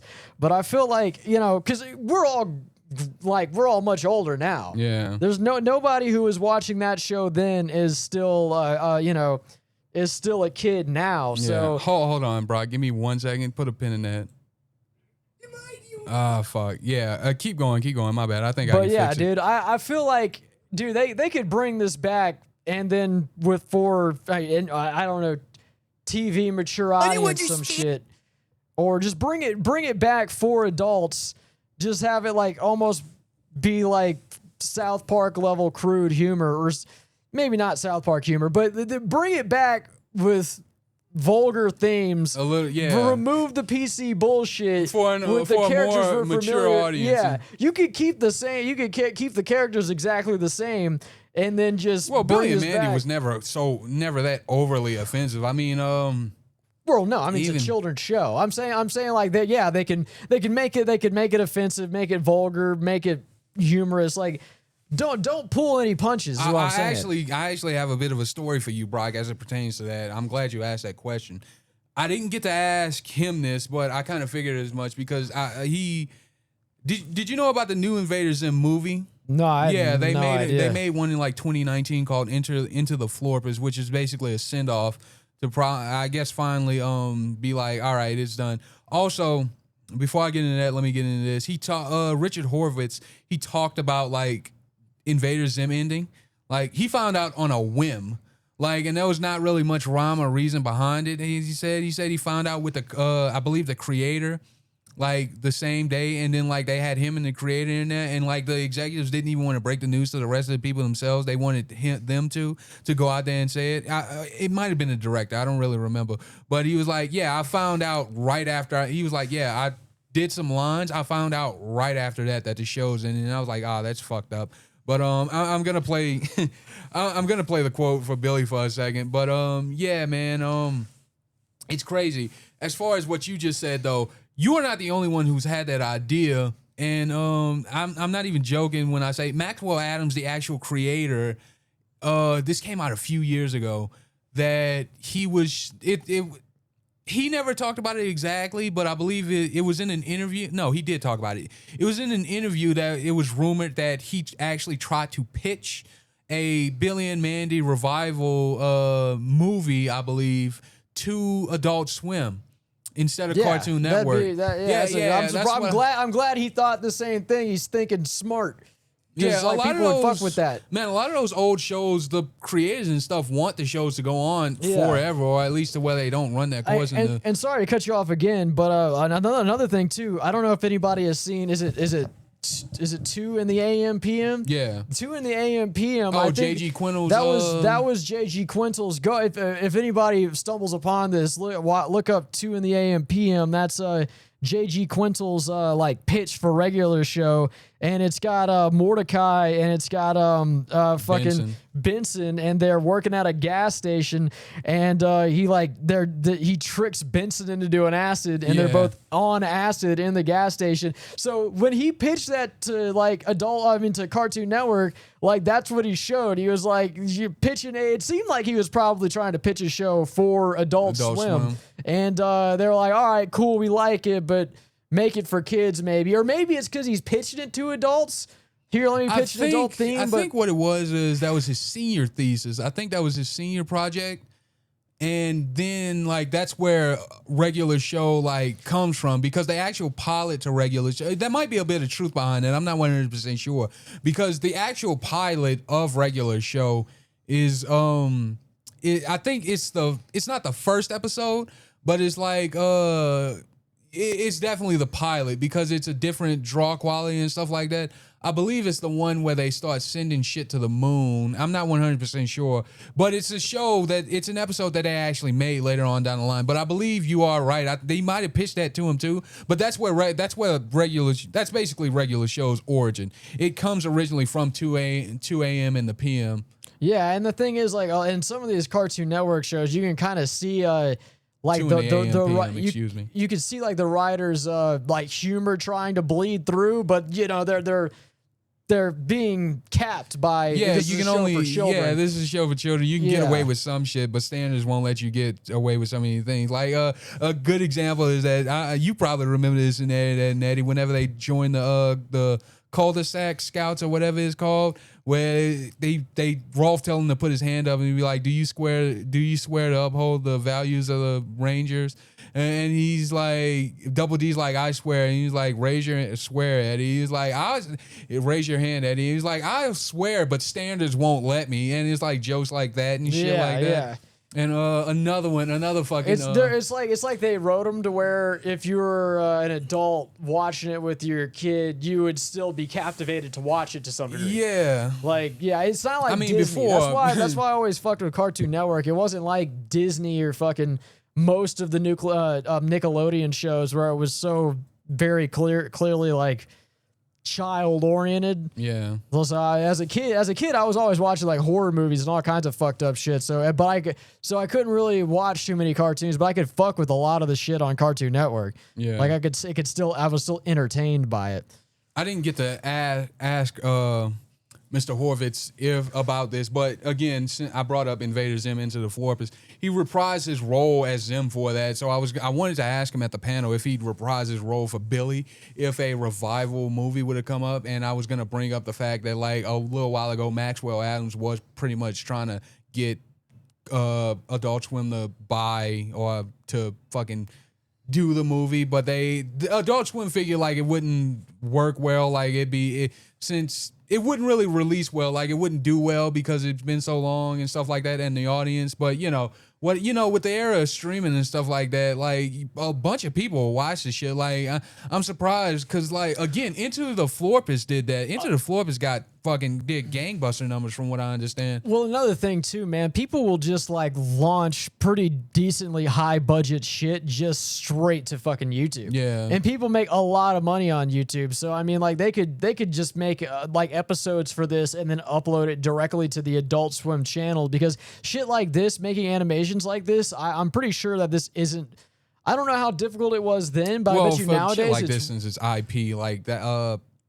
God knows who still own. A lot of times when, I'm sorry to cut you off, by the way, a lot of times whenever somebody has a show through a network of some sort or through a channel, a broadcasting network, they own the rights to the show. It's just like the creator is on there to create the show. Like South Park is one of the few, probably the only instance of like the creators actually own the fucking show and can go wherever with the show. Yeah. Because remember, it was on Comedy Central and now Paramount bought it and all this, that, and the third. Well, I'm talking about like if they were to greenlight it and everybody was on board, like just in order to make the cartoon itself, I bet you it wouldn't be a high budget thing to do. Probably not. Like I bet you it'd be pretty cheap. I don't know shit about animation, to be honest. But I bet if he made a Kickstarter for this shit, I'd definitely give him toss him a few dollars. Well, it's like South Park, man. South Park, that takes nothing to make. That's why they can do it like whenever events happen. Yeah, don't they make them in like 7 days? Yeah, they make them in like a week, because that's how crude the animation is, and like it's so easy with our technology to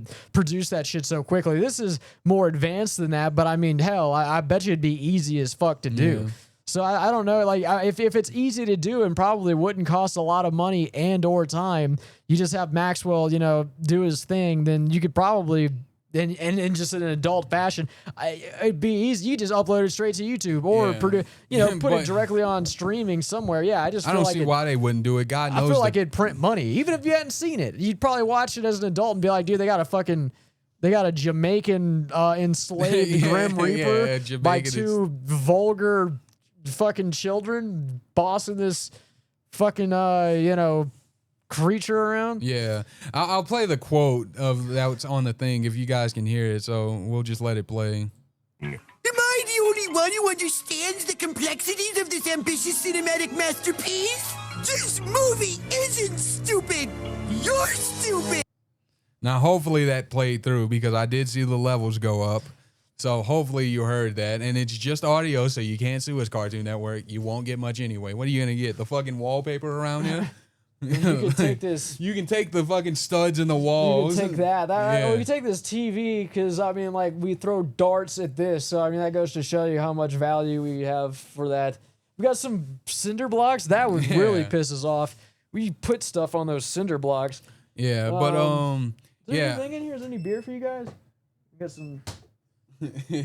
Some of Darren's things. Oh, we've got what is the Jägermeister? Jägermeister. We got some Jägermeister in that bitch, and it's in the fridge, but not nothing the of value, basically. But yeah, man, like that guy was at the con, and I got to ask him a bunch of stuff. He talked a lot about Invader Zim, because, like I said, Gaz and Gur were there. And he also plays Rasputin from Psychonauts and Psychonauts 2, but that's neither here nor other. But that's not necessarily what I mainly know him as. Like I said, there was also another guy there named by the name. I'm not gonna recount the entire fucking con. That would be crazy. But yeah, that was like day 1, and day 2, I believe. It was all kind of stuff. Each day they had like people doing BMX tricks on this big ass ramp outside and live music. And that's on the outside. Like, they set up a whole stage and shit like that. And on one of the days, I talked to a guy by the name of Ferran Thompson. And what Ferran Thompson did, like, he's done a lot of stuff. He's done like a bunch of. He used to do Ferran Thomason. He mainly worked on, I guess his main thing he's known for is like the Bugsy game and stuff like that. But like he's like an OG developer for like and stuff like that for Nintendo and whatnot.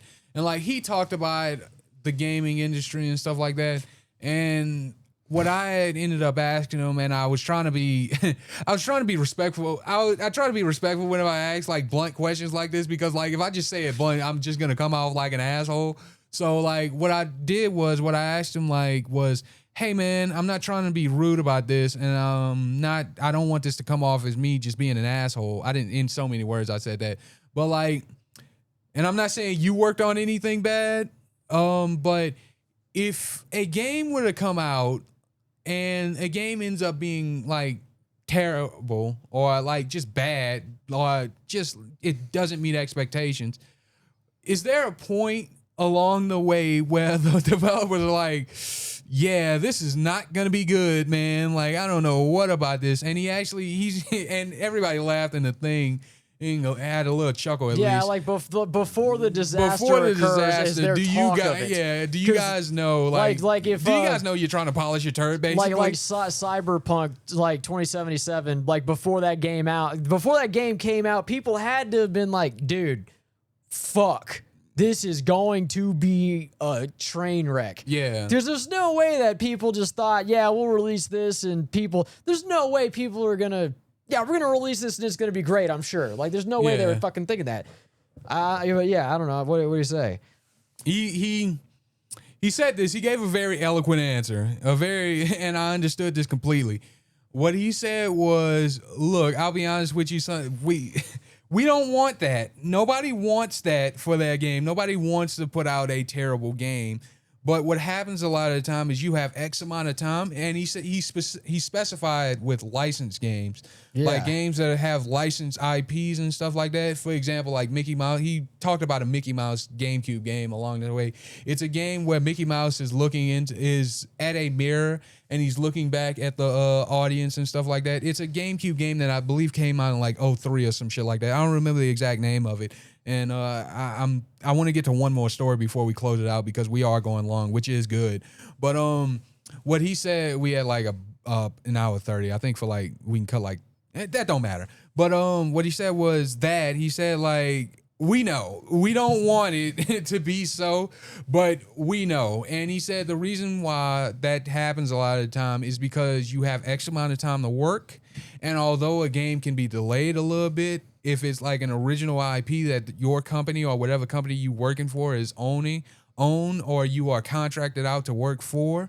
But whenever you are working with licensed material, such as things like Mickey Mouse, you are on a time crunch from the moment you start to the moment you end, because you only have X amount of time with that IP to work with that IP. And after that time expires, yeah, you could probably get an extension, but that would cost the company like a lot of money probably, because you're working on a licensed title. And you can either do that or you can get this done at this time and cut some corners here and there. And he was really adamant about saying like that's not something nobody wants to do, man. Like nobody wants to put bullshit out. This would also apply to regular games too. Yeah. Yeah. So this is even Halo as it is now. Like, you know, Bungie gave the keys to fucking Microsoft. Microsoft and Halo Studios, that's just or 343 Halo. It's all Microsoft. Yeah. They didn't get that studio from anywhere. But basically, Microsoft is hired a bunch of people, created their own studio. They didn't get it from anywhere, so it's just Microsoft. So Microsoft's got a team of people, and then Microsoft's like, okay, this game is coming out this time. And there's just there is no coming along and just saying like, hey, we're not fucking done with this, man. And they're like, nope, we're doing it. We're doing it. Fuck you. Yeah. Look, you better get it done. You got 3 months, buddy. You better get to work. No sleeping. Basically, man. And then it comes out, and then people are upset with it. And then like, you know, it's like we're just doing what our dictator was saying. Yeah. We don't want it to be like this. Well, I figured it was like that. Well, man, another way, I kind of, he didn't give me new information, but what he did was confirm information that he confirmed information that I already knew, basically. But he put another spin on it. He was talking about that, and he was like, yeah, man, obviously we don't want to, we don't want to do that, but, you know, sometimes the fucking hammer's got to come down, and when the hammer comes down, like, the hammer comes down, man, like, we have to push shit out. And so basically, whoever's licensing this, they're just a bunch of retards who probably don't even play video games, or don't really have a concept of that side of the industry of making interactive entertainment. Which is just a tragedy that they know so little. And I think that's true of not just video games, but so many things that most of the people that are doing things, like they know that there's money in it, but they don't have any passion. They don't know how the sausage is made, basically. Yeah, they don't know how this works. They don't know what needs to go into it. And then they pretend like they fucking know better than everybody making the thing. And then, like, they're not listening to what they have to say. And they're just like, yeah, we're launching it then, and we're going to print money. Yeah, Brock, I hate my boss, too. Yeah, like, so I'm fucking around, but yeah. Yeah, it's like that at my job, too. My boss is actually cool as shit. Yeah, my boss is cool too. I'm being facetious, and I'm not just saying that. I'm talking about in regards to this. Yeah, of course. I'm bullshit, man.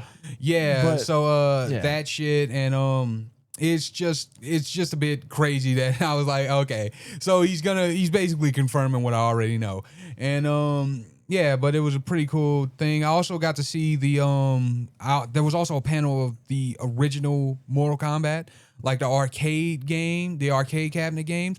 The people who played the people that made the original? No. The people who played some of the characters. The woman that played Sonya. Oh, shit. The woman that played Liu Kang. No, Raiden. And he played a couple other characters. The OG Raiden apparently he's like a really he's good martial artist. Yes. I'm glad you say that. I was just about to fucking say that. I fuck with Mortal Kombat. That's always been pretty cool. Like that's been like one of those that's been one of those franchises that I think is like the longest.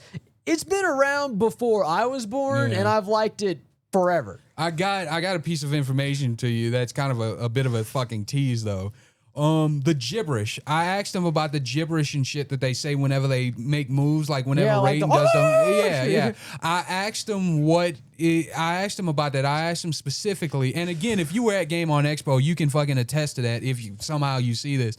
I asked him specifically what he's saying there, and he actually does say something, but he didn't say what he says. He says if you ever find out, like if you buy, like I think he sells like the hats that Raiden sells, the Raiden hats, and he says I think that's just like a regular rice patty hat from some Asian countries. Me, I know, nigga. But I wish I had one though, because if you wear it here in America, no one's gonna think Asian person. They're gonna think Raiden. Yeah, that's how racist we are towards Asians. You should also take your fingers and push your eyes back as far as you can. Don't fucking do it. God damn it. We'll blur it. We'll blur my fucking eyes when I do that. Like when we watch it. No, it'll be all right. Fuck it. But they actually say something. The way he described it, he said like basically they had it on a board of things to say, and they were just jumbling shit together to make it sound like nonsense. Well, that's what I was thinking. But it's actually like fucking. Apparently, it's actually like I think it's like swear words, maybe fucking shit like that. And he says like he writes it on the hats that he sells and shit like that. So like the people who own the hats know. Oh, it's like an inside joke for him, and he probably didn't tell him that's what he's writing, but that's what he does. They actually do fucking say things, but he didn't say what it was because he was like wink, wink, nudge, nudge. It's an inside joke that you and everybody know. Oh, but yeah, because the dude who plays Raiden, his brother was there too, and he plays a bunch of characters, and like I said, Sonya's character, and he said like they talked to him about the live action movie and stuff like that. And they showed him some of the footage and stuff like that. And he said the new live action, the newest ones, the newest live action. Well, movies. there's only one, but there's a second one. No, there's a second one coming out. That's what I'm talking about. He said they showed him some of that stuff, and he was like, yeah, man, it's always great to see people. You can tell when people who choreograph the fighting scenes and movies and shit like that actually do martial arts and know about things like that, and who doesn't. And I say, like, I guess I could say obviously, like, I don't know. I don't think these motherfuckers are one shot knocking people out. Like, that shit doesn't, people don't get knocked out and then stay on the ground for like 20 minutes. They get knocked out for a few minutes at most. But yeah, that's neither here nor there though. But yeah, he said that, and but other than that, really cool fucking panel. But another thing, as it pertains to animation and stuff like this, there was another panel. I'm not going to recount the entire fucking thing, guys, This because is a different, not Mortal Kombat. I'm done talking about Mortal Kombat. I just wanted to state one more thing about Mortal Kombat since you brought up the movie. I played the newest Mortal Kombat, and I did shrooms, and then I played through that whole thing, and it was a crazy visual experience. But then I saw the trailer for like the newest fucking movie, and I was like, bro, this looks like such a downgrade from the actual game. Like, the games have gotten so sophisticated that, like, if you were to watch all the cutscenes from the actual latest game, like, how much of amazing of a visual of an experience that was, that whenever I saw the trailer for the new movie, I was like, man, I feel like this is not even going to hold a candle to just the story mode of Mortal Kombat 1. I'm surprised they didn't go animation style with this. They did an animation style movie with the events from MK9. Was it MK9? Yes, MK9. They just called it Mortal Kombat. When they rebooted it and it was just Mortal Kombat, the one that came out on 360, they did. Oh, yes. No, I was tripping. I thought you were talking about. Okay, yes. So, yeah, MK9, that was the reboot. That's whenever they went back in time the first time. Yeah. They literally just called it Mortal Kombat. Yeah, they just it wasn't MK9. it. That one was really fucking good. Like, that came out when I was in high school, and that was fucking. That I have fond memories of that game. That's the one that I probably played the most. Like, I didn't play a fuckload of any of the Mortal Kombats that came after that, but Mortal Kombat, the reboot for just MK9, that one was sick. Yeah. But I'll say this and we'll end it because I think we've gone on a fair amount of time. But there was this other panel that stuck out the most that was regarding animation and the animation industry and stuff like that. And I'm a big fan of animation. Like, I always go out of my way to consume animation whenever I can. Anime specifically, not so much. I know that's a bit oxymoronic, I guess, if you're a hardcore animation guy or girl or what have you. And like, what it stems from like a bunch of old niche shows, such as like one thing that's really niche that I was surprised I didn't see at this convention any merchandise for, that's what I'm trying to say, was whatever happened to Robot Jones. And if you remember that show, hats off to you. Do you remember that show, Brock? You know, I was after you showed me that picture like a week ago or so, I decided to like look up some Billy and Mandy clips, and then I actually saw clips from Robot Jones, and it was a cruder cartoon, kind of drawn like those Schoolhouse Rock cartoons. Yeah, dude, it's just not. I remember it, but it's not super strong in my memory. I'll give you a bit of information. I'll give you a bit of I guess, I don't know. I'll give you a bit of lore trivia about that show. Whatever happened to Robot Jones? First of all, I had to go back and look at clips. I did not know the chick, I forget her name, that Robot was infatuated with. I didn't know she had a prosthetic limb. I didn't know she had a prosthetic leg. And I had saw that. I was like, did this bitch really have that? Because it's been a while since I've seen it. But one of the interesting things about that show, Brock, is this. That show, there was also not that much Samurai Jack shit, which I think is crazy, because Genndy Tartakovsky is basically the GOAT of animation. When that motherfucker died, like a real legend will have died. I remember Tartakovsky, he made like Samurai Jack. Yeah, I remember Samurai Jack. I used to watch that quite a bit. Like, I can remember watching it just on like a whole ass box TV and shit. Yeah. But it's another one of those cartoons that's been so long that I watched so much of it when I was a kid, but I haven't seen it in so long that the actual plots of a lot of these completely elude me. Yeah, it's weird that maybe at some point, whenever we'll be able to go in depth and show clips a little bit better, we'll break down a fucking episode that I think that like probably my favorite. I think I can definitively say it's like the best point of Samurai Jack. It showcases all the great and crazy shit about Samurai Jack, as well as showing Jack's competence as a samurai and shit like that. But like, I'm not going to talk too much about that. It's one of those things where like whenever I watch one of these old things, it's like it unlocks memories. Yeah. It's like the memories are just dormant to as not be there, but then as you see it, it's like, oh fuck, okay, oh shit, yeah, I remember. I kind of had that experience recently with fucking Adventure Time. I was looking at older Adventure Time clips and stuff like that, and I was like, I do not remember this shit happening in this show. Dude, I can remember some of the Adventure Time episodes a little bit better though, because I would always go over to. I was in high school doing this because we would high school. I would go over and I would like sell Darren weed, and we would get baked, and we would like watch fucking Adventure Time, like just. Yeah, we were doing that in high school, so I can kind of still remember those. But those other ones, man, I don't think I've seen like a lot of those, like most all of Samurai Jack in well over 20 years. Yeah, but back to what I was talking about. The main thing I was talking about. Excuse me. Animation. There's a bunch of things. Animation is very popular. I think it always was popular. It's just like it's more openly popular, and animation isn't seen as a media format for children as much as it used to be. Well, it depends on what you're watching. I know. But a lot of the critiques coming up was always like, this is for animation is for children, without looking at the broader scope of animation. I talked about Genndy Tartakovsky, and people might even know him of something a lot earlier, known the Clone Wars, not the Clone Wars 3D animated series, but the 2D animated series. He also worked on that.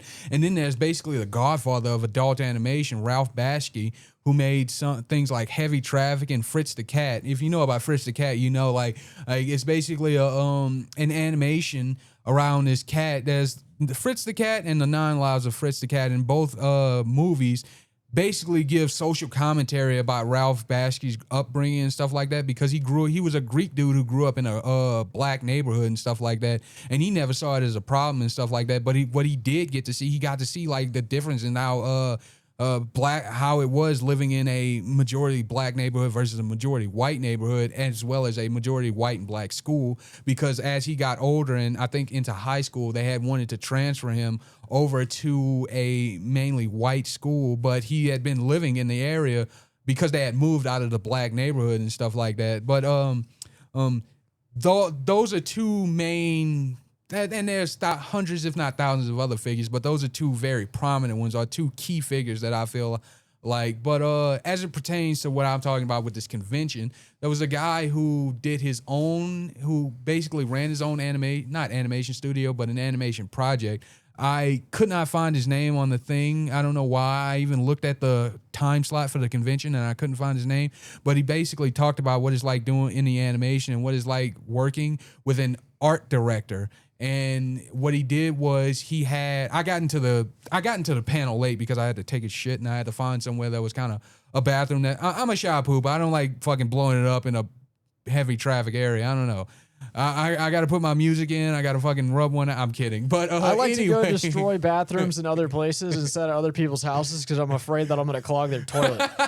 Like I'm like I got a real shitty ass, like so I gotta wipe my ass a lot, especially if I because I'll drink a lot of beer.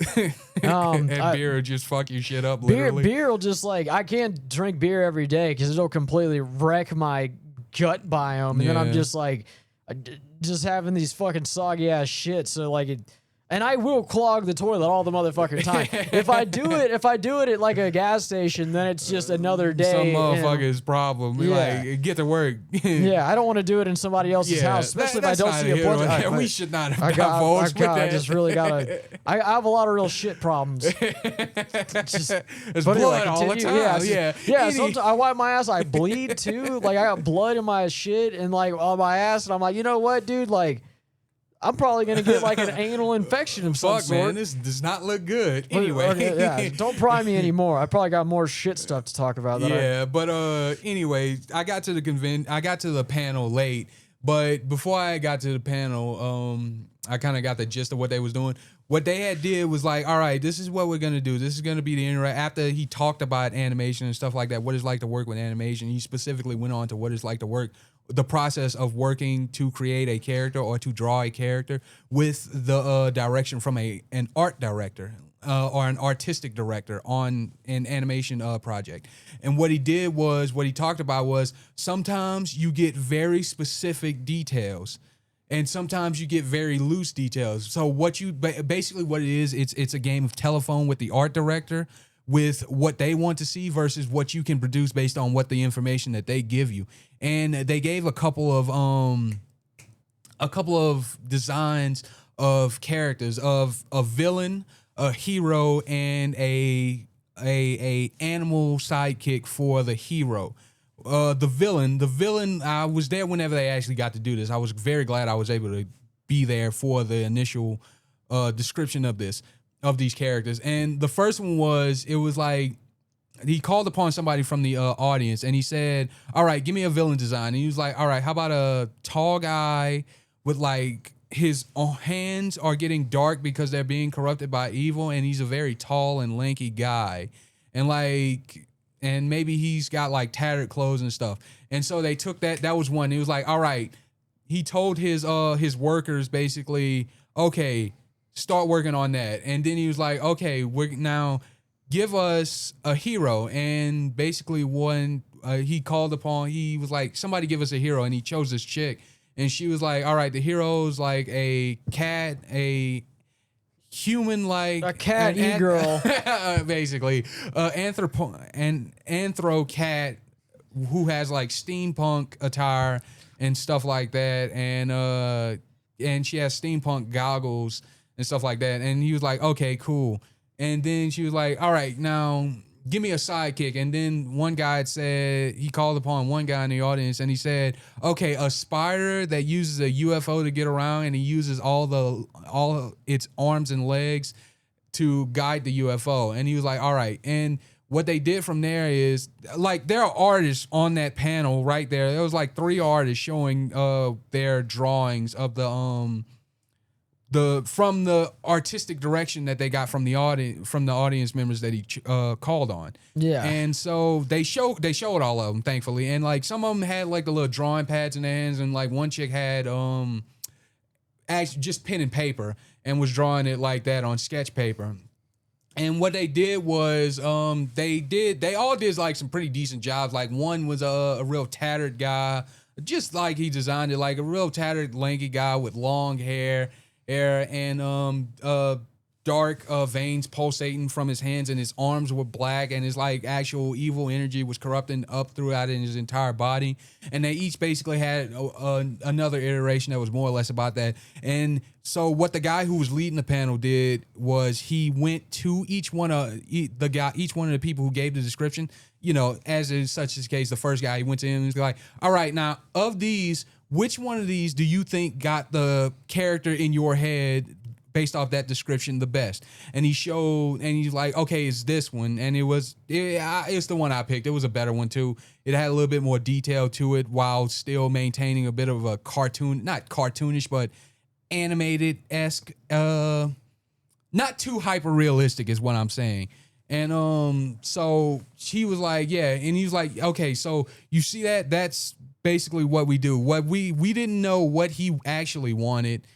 We as artists, I mean, because he also drew on his own shit too. He was like, what we basically have to do is we have to make your ideas come to reality.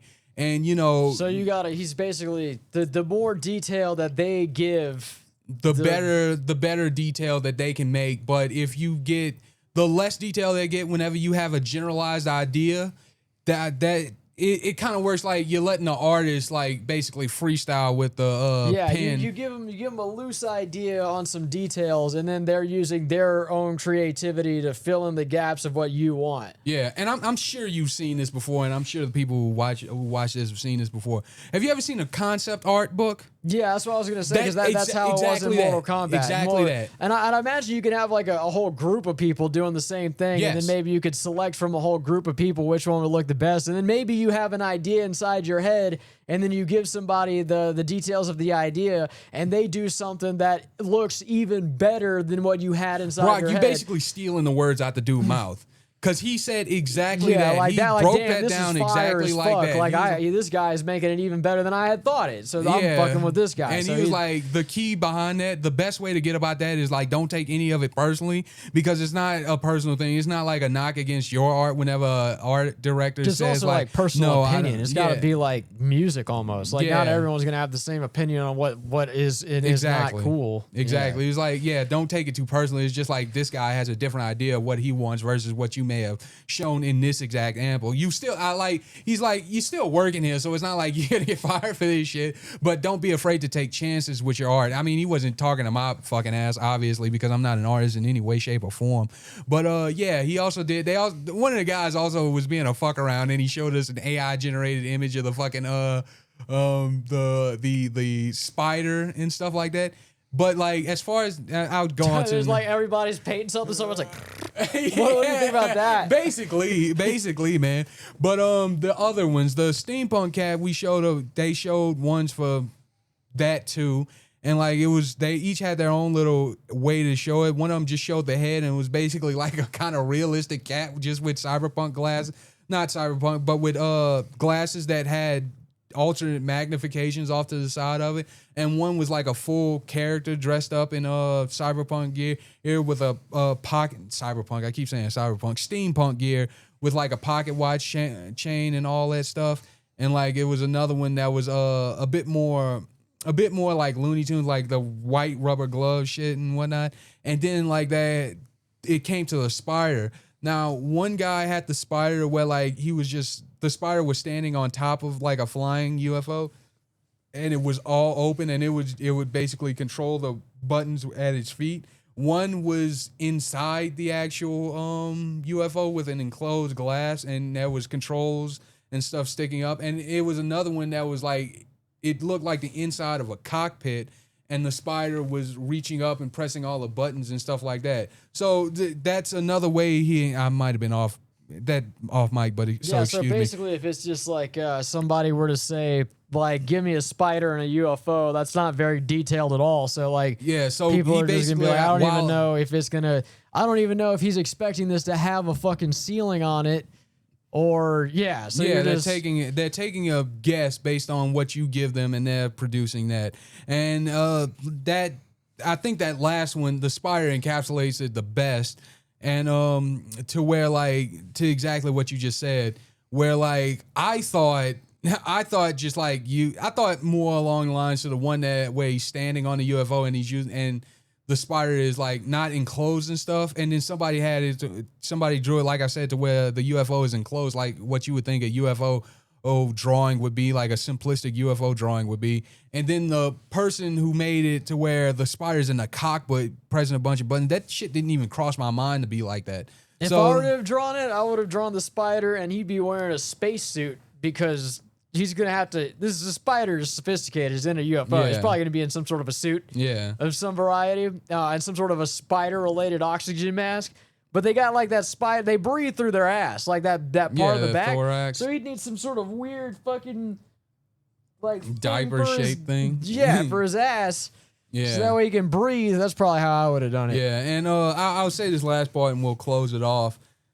And one thing he did talk about, like, this happens a lot in animation, and you've probably seen this to more or less to a degree, Brock. I'm sure you have, but you probably can't think of anything off the top of your head, or maybe you can, or maybe even the audience can or can't. But like the discrepancies in some of the animation and stuff like that. For one example, I can think of is like, have you ever watched the Jackie Chan Adventures? Like that's another one that.